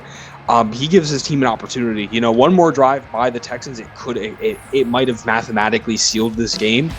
Now they might have a sliver, however small, to try to make a comeback. Yeah, and that one was an attempt to Tommy Streeter, but I mean that's a great play on the ball from Swearinger. I mean, he struggled today. But, I mean, that's all you need. You need someone to make a play and step up, give them a chance, and this is their best field position all game long. They haven't been across the 50, if I'm not mistaken. Carson Wentz has a chance here to turn things around. There's a quick one. Oh, that's a scary hospital ball to Jimmy Graham. Brian Cushing was there. You do not want to be throwing to your 30-year-old, you know, tight end and have him, Brian, facing him. Ooh. Cam Akers fighting for some extra yards there, gain of 4. Yeah, no, that's a scary throw to make. And it looks like Cam Akers is down holding his ribs, but he's staying in. They're only down their 2 running backs with Mark Ingram out, so, you know, last game of the season, they're going to fight through if they can. 3rd and 6, Wentz looking. Interception. I mean, that's maybe the worst of the interceptions today, and that's going to go all the way back. He's going. That's probably going to close this one out. Going, and gone. That's Dory Jackson. Texans' 3rd defensive touchdown, and we talked about these corners and how elite they are, and I mean, you know, it's not even like he had to do much. Carson threw it right to him. I don't know what he's looking at here. I think at this point you're in your own head, you know, and you're just, you know, maybe seeing things that aren't there, perhaps seeing ghosts even. Yeah. And this is really a terrible game. This is, you know, franchise breaking game. I would consider possibly even seeing a bit of Aaron Rodgers here for any miracle chance. You need to switch to the quarterback position. Commercial break real quick, but we are back. Yeah, and I agree. Whopper. At this point, you have to question is maybe the guy who has a Super Bowl under his belt, do you get him in here and just try to get some momentum change? But it looks like they're going to stroll out with Carson, who has been just horrible. It's a morale killer if you bench your, you know, franchise quarterback. You know, every player has bad games, but there's no worse than a bad game. It's this magnitude in the Super Bowl. But they're going to stick with their franchise guy. Oh, and that's no way that's going to stand. I don't think that's standing. But again, this D line, J.J. Watt. J.J. Watt. It doesn't matter if it stands or not. I mean, this is just morale at this point. You know, they're getting hyped up. They're, you know. Yeah. This is just, they're having fun out there at this point. Yeah. I mean, you can't blame them. This D line has put in the work, and it's showing that they put in the work. And I can't say the same for the Saints offensive line. Obviously, this is going to go under review like we thought, and there's no way it's going to stand. But I mean, there's technically a chance here, right? That the Saints are still in this game with the time. I mean, we're still in the 3rd quarter. We still have a couple minutes, but they need everything to go their way, and they just haven't had that at all. You would need Lamar Jackson to have the greatest disaster in NFL history to blow this lead deep in the 3rd quarter. Cam Akers with a run. Again, nothing there. They're trying to get something going on. Questioning it, I mean, you need to go through the air now. There's no point running the ball. You need to throw the ball. There's no question. There's a quick receiver screen pass. That's a Matt Canada-esque play call. I wonder. That's Desmond Trufant blowing that up. They're punting, and I mean that's kind of them just giving up. Wow. I think that's what they're doing, is that they just want to get out of here with whatever integrity they have left. I mean, that screen pass is already questionable, and you have an absolute freaky speedster like Desmond Trufant to blow it up. What are we doing, New Orleans? Yeah, This is not Detroit. This is the Super Bowl. it truly is. And again, I mean, still seeing throws from Lamar Jackson, but it doesn't matter, honestly. Like you were saying, Lamar would have to have the worst quarter of any quarterback in NFL history, which seems to be what Carson Wentz has done these past 3 quarters to make New Orleans have a chance. I mean, it's been a disastrous game for them. You might even see Jamie Newman trot onto the field, the backup Texans quarterback. Why And this not? is paperwork at this point. This is not it. This is not it at all, Saints. Saints fans, you can turn off your TVs, and Texans fans, go to whatever party you have planned. Head down to City Hall. Yeah, and I mean, here's I believe, if I'm not mistaken, our first carry for the Texans today. Then, if that was the case, usually you would say the Texans are probably not in a good spot, right? But it's just they haven't needed him. They have not needed to even do anything on offense. The Saints, they could have scored 3 points and they'd still be in the lead. So, disaster. Yeah. Disastrous New Orleans. They got to the Super Bowl, but you might have to question the coaching job, maybe. This is really bad. Yeah, I don't know. I don't know what fell apart here, but it just seems like the Saints team, it's more than the players that are on the field. It's more than the X and the O's, right? It has to be the coaching. Something's wrong. Something is very wrong with this coaching right now. It also comes down to experience. We knew that this Texans team was way more experienced than the Saints team, and it's showing. It's showing very bright and clear. I think the offensive line for the New Orleans Saints has been the biggest issue, but it's just on all levels of the game. There's not the only thing you could point to that has been remotely positive is Chandler Jones. Yeah, that's about it. Yeah, Chandler Jones has been really good. He's been obviously the best player for them, and I'd say that their whole D-line has done a good job today overall. It's just you can't only have good play from one position group to win a Super Bowl, especially when the Texans are now just punting their first punt with 5 minutes to go in the Super Bowl.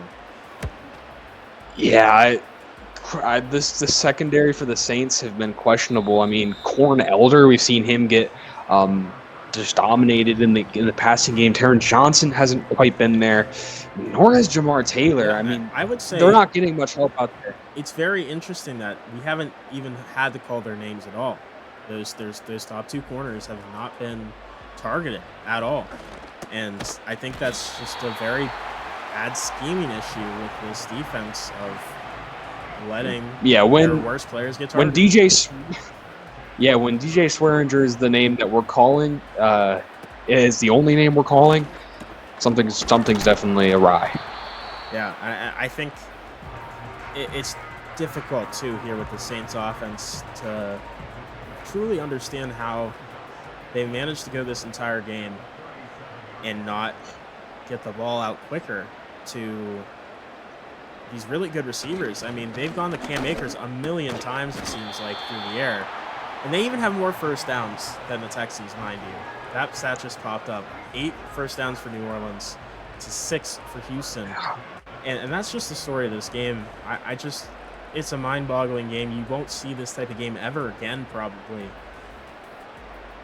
It's just a disastrous performance from the Saints team overall. And who is that? Yeah, believe this is on the sideline.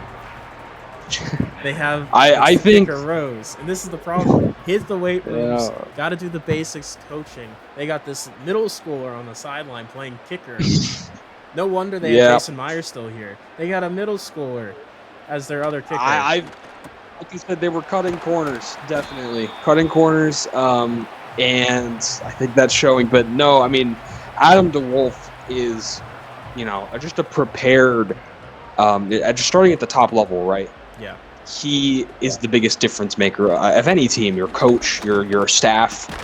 Adam DeWolf is a big part of that, just team building wise, make sure his guys are in the right position to win. They haven't had the most success despite multiple playoff appearances. They haven't broken through until this year. Everything's aligned, and they are manhandling a very promising Saints team. And certainly Carson Wentz has a career ahead of him. He's only in the year 5, I believe. The Saints just they're going to need to really wash this game out of their memories. They owe New Orleans an apology. They owe their owner an apology. The Saints are driving their way. They're the first time they're in the New Orleans or in the Houston Texans red zone all game. Yeah. The first time. Yeah. Here in the 2-minute warning. The O-line, I think they have to look at this performance and they say, we can't have this starting O-line trot out next season as the same group. We need to switch some guys out. We need to get rid of some guys, bring some new guys in. Yes, Carson Wentz had a horrible game, but I think early on, the struggles really mounted with the O-line just not able to block. And I think that just the confidence of Wentz just went down the drain. But I honestly, this is probably the worst thing that has happened to New Orleans since Hurricane Katrina. And that's a... Some would argue worse. Some would. There's probably going to be a similar amount, and there's an injury, and you hate to see that too. Regardless of who it is, Wilkinson, that's their starting left tackle, I believe. Hopefully it's not long term, but yeah, we're going to probably see on the news some unfortunate news of some fans of this New Orleans team. And that sums up the game right there. 2 players go to try to catch the same ball and neither come down with it. But yeah, I think we're going to see some casualties in this game. They're kicking a field goal. They just want points on the board. Just something to not get shut out.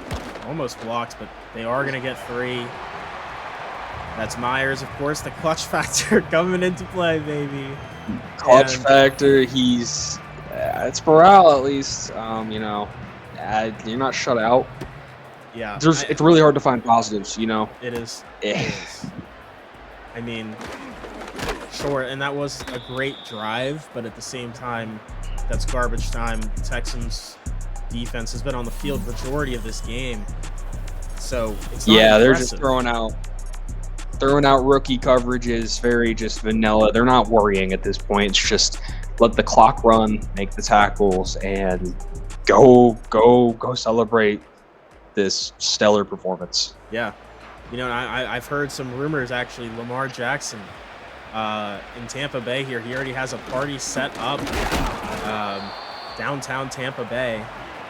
And, if I had to guess, he's going to be in the center of a nice group of women tonight. I would say that's true as well. And I believe alongside him, bathed in maidens would be the defensive line of the Houston Texans. All of them have been very, very critical to punishing a very shoddy Saints offensive line in what will be the end of the Super Bowl. And your first-time Super Bowl champions, the Houston Texans, take the win over New Orleans in Tampa Bay.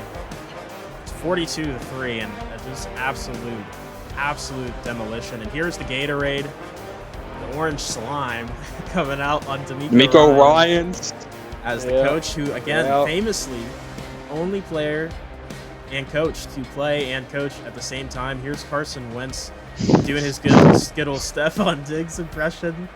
There we go. And just a really incredible game from the Texans all around. Taking a look at the stats, Wentz's 6 turnovers is killer. Wow. I don't think I've ever seen a quarterback perform that terribly in a Super Bowl game. That might be the most interceptions in a Super Bowl. Might have to double check that, but Yeah, I mean, That's awful. it is awful. And Lamar, I mean, he did what he had to do, and that's kind of how he got here at this point. He didn't really have to do anything crazy and carry his team on his back to get to this point, and it continued today. And he did what he had to do to get this win. And the run game, again, we mentioned it. Only 7 carries for both teams. Ajayi was actually shut down. Cam Akers found a tiny bit of yardage, and Wentz was actually the most efficient what the fuck am I saying? Are you all right? Having a stroke? Effective Okay. runner. Jimmy Graham, Yeah. Cam Akers. There's a ton of catches out there, but it didn't matter. Offensive stats don't look that pretty for either team, but that's because this O-line. Titus Howard did let up 3. We knew he would be a problem, and if it was a closer game, that could have been a stellar. We could be praising Chandler Jones, but with just how the game turned out, it didn't matter.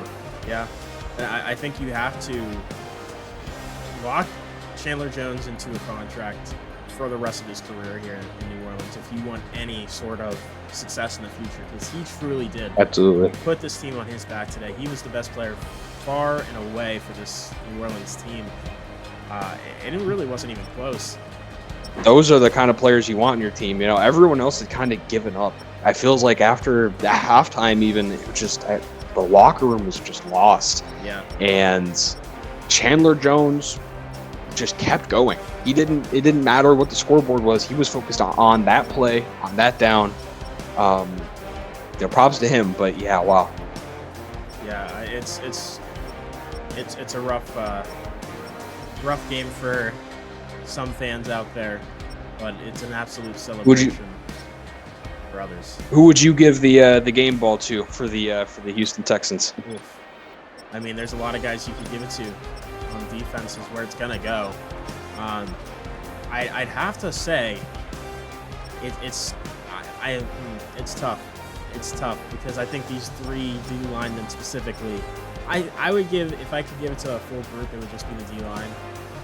But in terms of a single player, it's probably Mitchell Lowen, who had the first tone-setting play on defense with that fumble recovery for a touchdown, along with a sack and a tackle for loss. But this defense was just extremely good today. Andrew Billings obviously had 2 sacks, one of those being that forced fumble.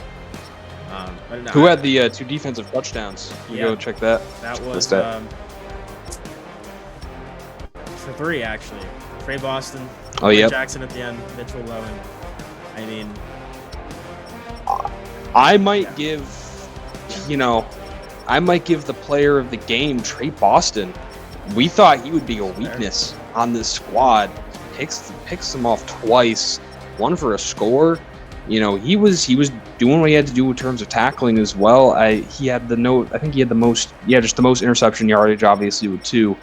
And he was just there. I think Trey Boston was definitely the best player in the secondary, despite the secondary didn't have to really do much, obviously, with how dominant the D-line was.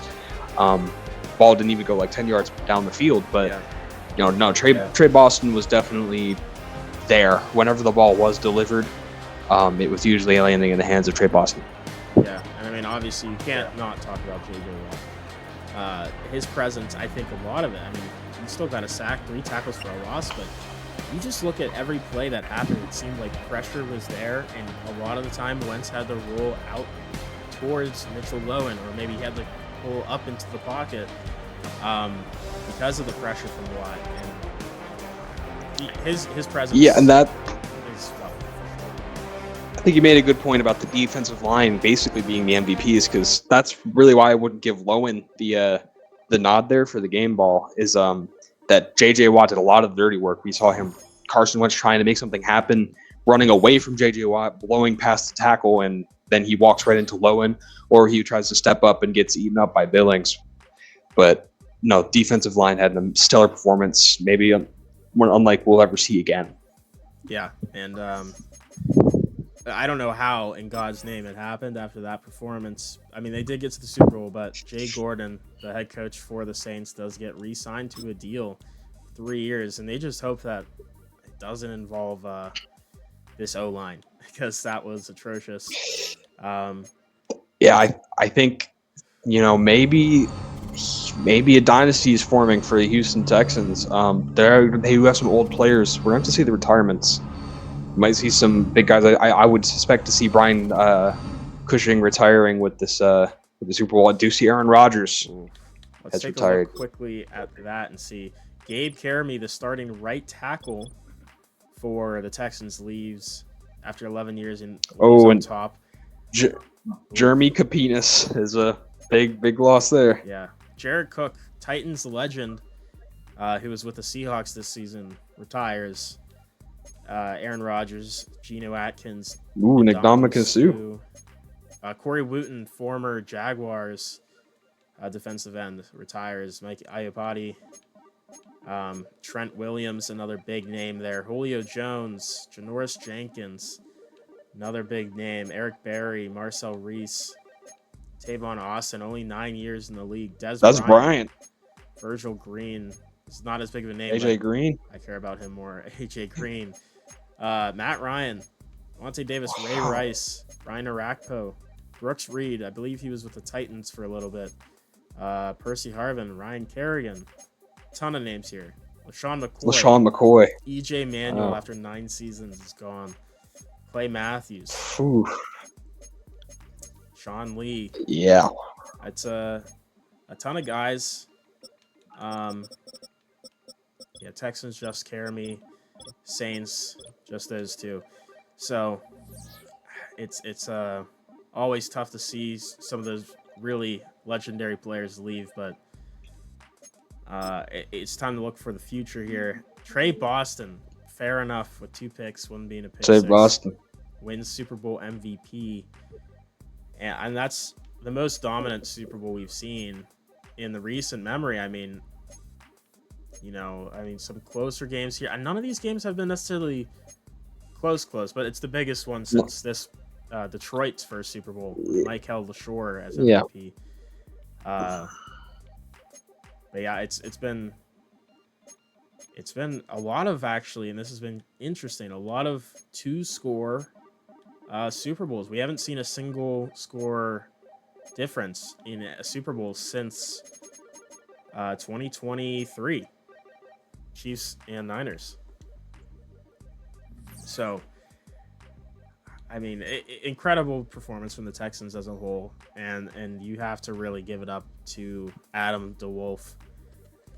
Regardless of the potential looming conspiracies and possible fines, nepotism with Marquise DeWolf, and obviously him and Tina Pearl being in cahoots, having a love child. That's none of our business, but wow, we're gonna see one last thing. We're gonna see Brian Cushing coming in for his 13th year.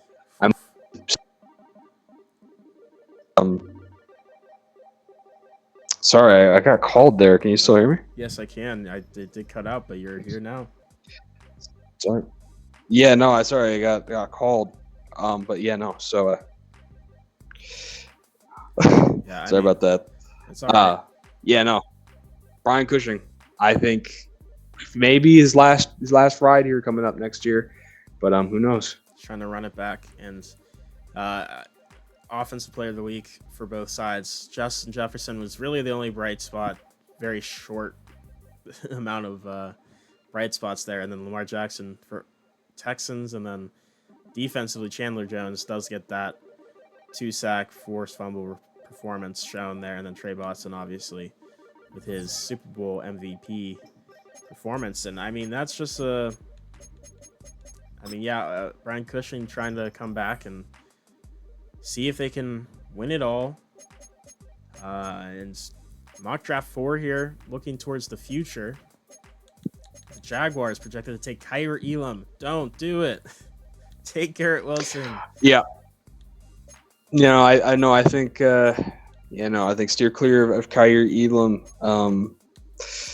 Yeah, no, this is going to be an interesting draft class. There's actually quite a few offensive linemen Yeah, here later in the draft. I completely passed actually. Colts projected to take Derek Stingley Jr., one of the best players in this class projection wise. Very strong corner class. I mean, we're looking Yes. at a lot of corners drafted pretty early. Yeah, Kayvon Um, Thibodeau going to the Titans at 6 is what's projected. A big one, Kenny Pickett to the Giants right now, who have Jake Locker. I don't know how long he's going to be there for. Dax Hill is the projected pick right now for the Saints, and Drake London right now the pick for Houston as it stands today. And if that's the case, that's a scary group. That's a scary group. yeah, no, it doesn't get much better for Houston if they end up with a guy like Drake London. Yeah, and I mean, I think that Texans team is going to be, like you said, going to be potential dynasty starting here. Saints have the potential to do it. They just need to get some things straight here. It didn't even feel like Marquise Pouncey was here, honestly. I forgot he was on this team. He seemed to do okay, but the rest of the line around him fell apart. So they really need to get that together. But the other big question coming up for the Texans in the future here, some contracts. I mean, they actually did sign Lamar. I didn't notice this, to a new deal. He is here for another 6 years. Houston, and he's making a ton of money. Texans fans are going to be ecstatic about that. You know, they finally have a quarterback locked down for an extended period of time. So, you know, Texans fans will be very happy to hear that. I think Marquise's contract's expiring, Yeah. so we'll see what happens. Especially with the impending legal issues and potential league. They might part ways with their nepo baby here, but we'll have to see. But obviously another. I mean, not Vita Vea is going to be a big one. Chris Culliver probably on his way out. Saquon Barkley is a big one. Another big one. Brian Cushing, while he's coming back, has not signed a contract yet. Will he go to a new team or will he stick around? Matt Prater. Yeah, these contracts, these are actually pretty big. I mean, you do have some pretty important pieces, even some young guys who are looking to be role players on this team that you might have to repay. I think Brian Cushing he's still elite, but yeah, you might see him walk here. Yeah. You know, he's 35. He might end up taking one more year with another team and retire, just get the bag. But yeah, I think Saquon's former first round pick, but he hasn't been utilized at all. So if them signing him would be kind of a bad decision. But also next year, looking ahead, you got some big names: Duke Riley, Jermaine Pratt, Jay Ajayi, Desmond Trufant. They might have JJ Watt. A lot of guys that you just have to sign. You might see Jay Ajayi. You might pay Saquon Barkley and then let Jay Ajayi walk next year. That might be the plan, because I don't know how much longer Jay Ajayi. You know, running backs obviously do not have the shelf life of most positions. So we'll see how Jay Ajayi can hold up. But I think Saquon Barkley, whether he resigns with the Texans or wherever he goes, hopefully he can be a starter and he can show the league what he has. Yeah, it will be very interesting. Very interesting to see how they play out the next 2 years with their re-signing.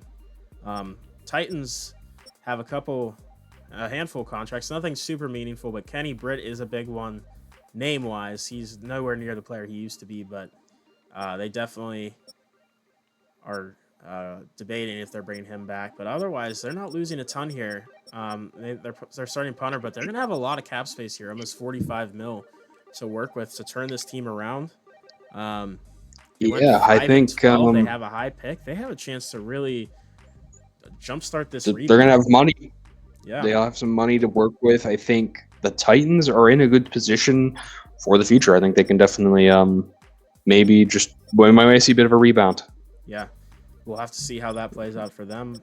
For the Colts, I mean, obviously have a lot of guys locked down for a while. Anthony Costanza, that's a big one. They're starting the left tackle. They're consistent, elite left tackle.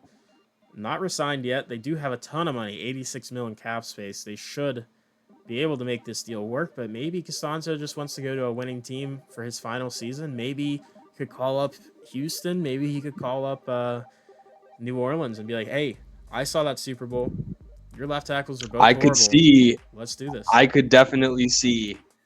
If I was New Orleans, I would be watching Anthony Costanzo. He was a great player in his time, and don't let the record get it twisted. I mean, especially with Peyton Manning, a quarterback that has no mobility whatsoever, he kept that pocket clean. So I think Anthony Costanzo would be a great addition to a team like the Saints. But we'll have to see what the Colts end up doing. Yeah, if I was the Colts, I mean, I wouldn't necessarily want to let him walk, especially for how good he is. And if you're going to have Trey Lance starting, you really want that blindside protector of that caliber over there, even if it is for only one more year. You got to get something going for Trey Lance there. Probably going to lose Burton Colquitt, their punter, unless they want him back. Ladarius Green, not signed to a new deal yet. Not the player he used to be, but still a legend for the Colts team. There's a big one down there. Quarterback. Kirk Cousins. Yeah, he is. I mean, definitely not going to be a starter for this team. So if he wants to start somewhere else, maybe he could go somewhere else. But he could sign here for being a backup. I mean, he's not in a bad spot with being a backup at this point. In Indianapolis, I mean, Kirk Cousins delivered nothing after Peyton Manning had left. Kirk Cousins. I get what you mean by like he's still a serviceable enough player, but just after all the history, with the Colts organization not giving up on Kirk Cousins until I assume at this point with Trey Lance, I don't know. I think you got to get the bad taste out of your mouth. You got to rebuild from the ground up, and I think that means letting Kirk Cousins go to a team, like the Vikings or whoever who, obviously he's not going to do that as well. He's not going to have a career resurgence, but Kirk Cousins can definitely play serviceable football. Yeah, I think you could potentially see a big turnaround for this quarterback room. Obviously, Lance staying, but Mason Rudolph also leaving probably in free agency. So maybe they're going to get some new backups. Maybe a nice mentor. All depends for Lance, but we'll see. Yeah. Depends on Lance, really. It's for the Colts' trajectory is all on Lance. Yep. The Jaguars, obviously, both special teamers. Not like a super big deal, but that's a big one. AB. Antonio Brown, at this point, nowhere near the player he used to be, but a legend for this. Oh, my God. Has he even caught a pass last? Did he catch a pass last year? He was good last year. He was still really good last year. He's not the consistency as good of consistency as Tommy Streeter, but he has been very consistent in his own right. And honestly, one of his top 5 best seasons of his career was last year, but I mean, he's nowhere near the player he used to be. I think you're just getting to a point where you're too old, you have other priorities in your life, and he's got to look ahead. Yeah, I mean, he's going to spend some time with his family, swimming in a pool maybe, enjoying life. Surely has it all set. He's not broke or anything. Surely he's not going to be bankrupt, or potentially surely he's a murder case or anything sane. Like that. Yeah, no, he seems like quite the sane style, sound and stable player. So look forward to see what he's going to do. And another big one here, Derek Sherrod, a really good right tackle, but he's 33 years old. They do have a ton of money as well, 80 million cap space almost to work with. So maybe they bring him back, maybe they don't for Andrew Luck. We'll see. Same thing with Xavier Suafilo. You'd assume maybe they'll work something out, but maybe not. This O-line kind of all falling apart here. I think they should definitely sign one of those two guys. You don't want to go into free agency with multiple holes in your offensive line. I would say sign one of those veterans and, let the other one walk and try to plug that hole either through free agency or with one of your draft picks. Yeah, but I mean, it does look like the Jaguars, other than that, don't have a ton leaving yet. Next year's going to be the bigger year.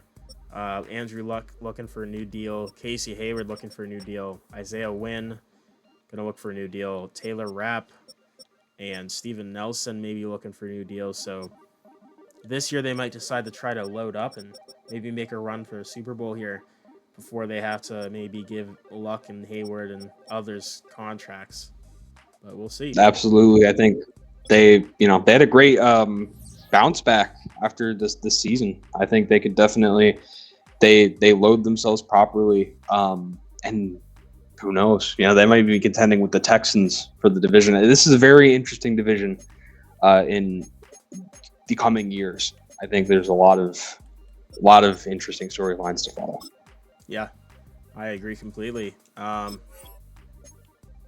guess I'll stay with New Orleans. It doesn't really make a difference. But besides the point, that is going to be it here for this Super Bowl watch along.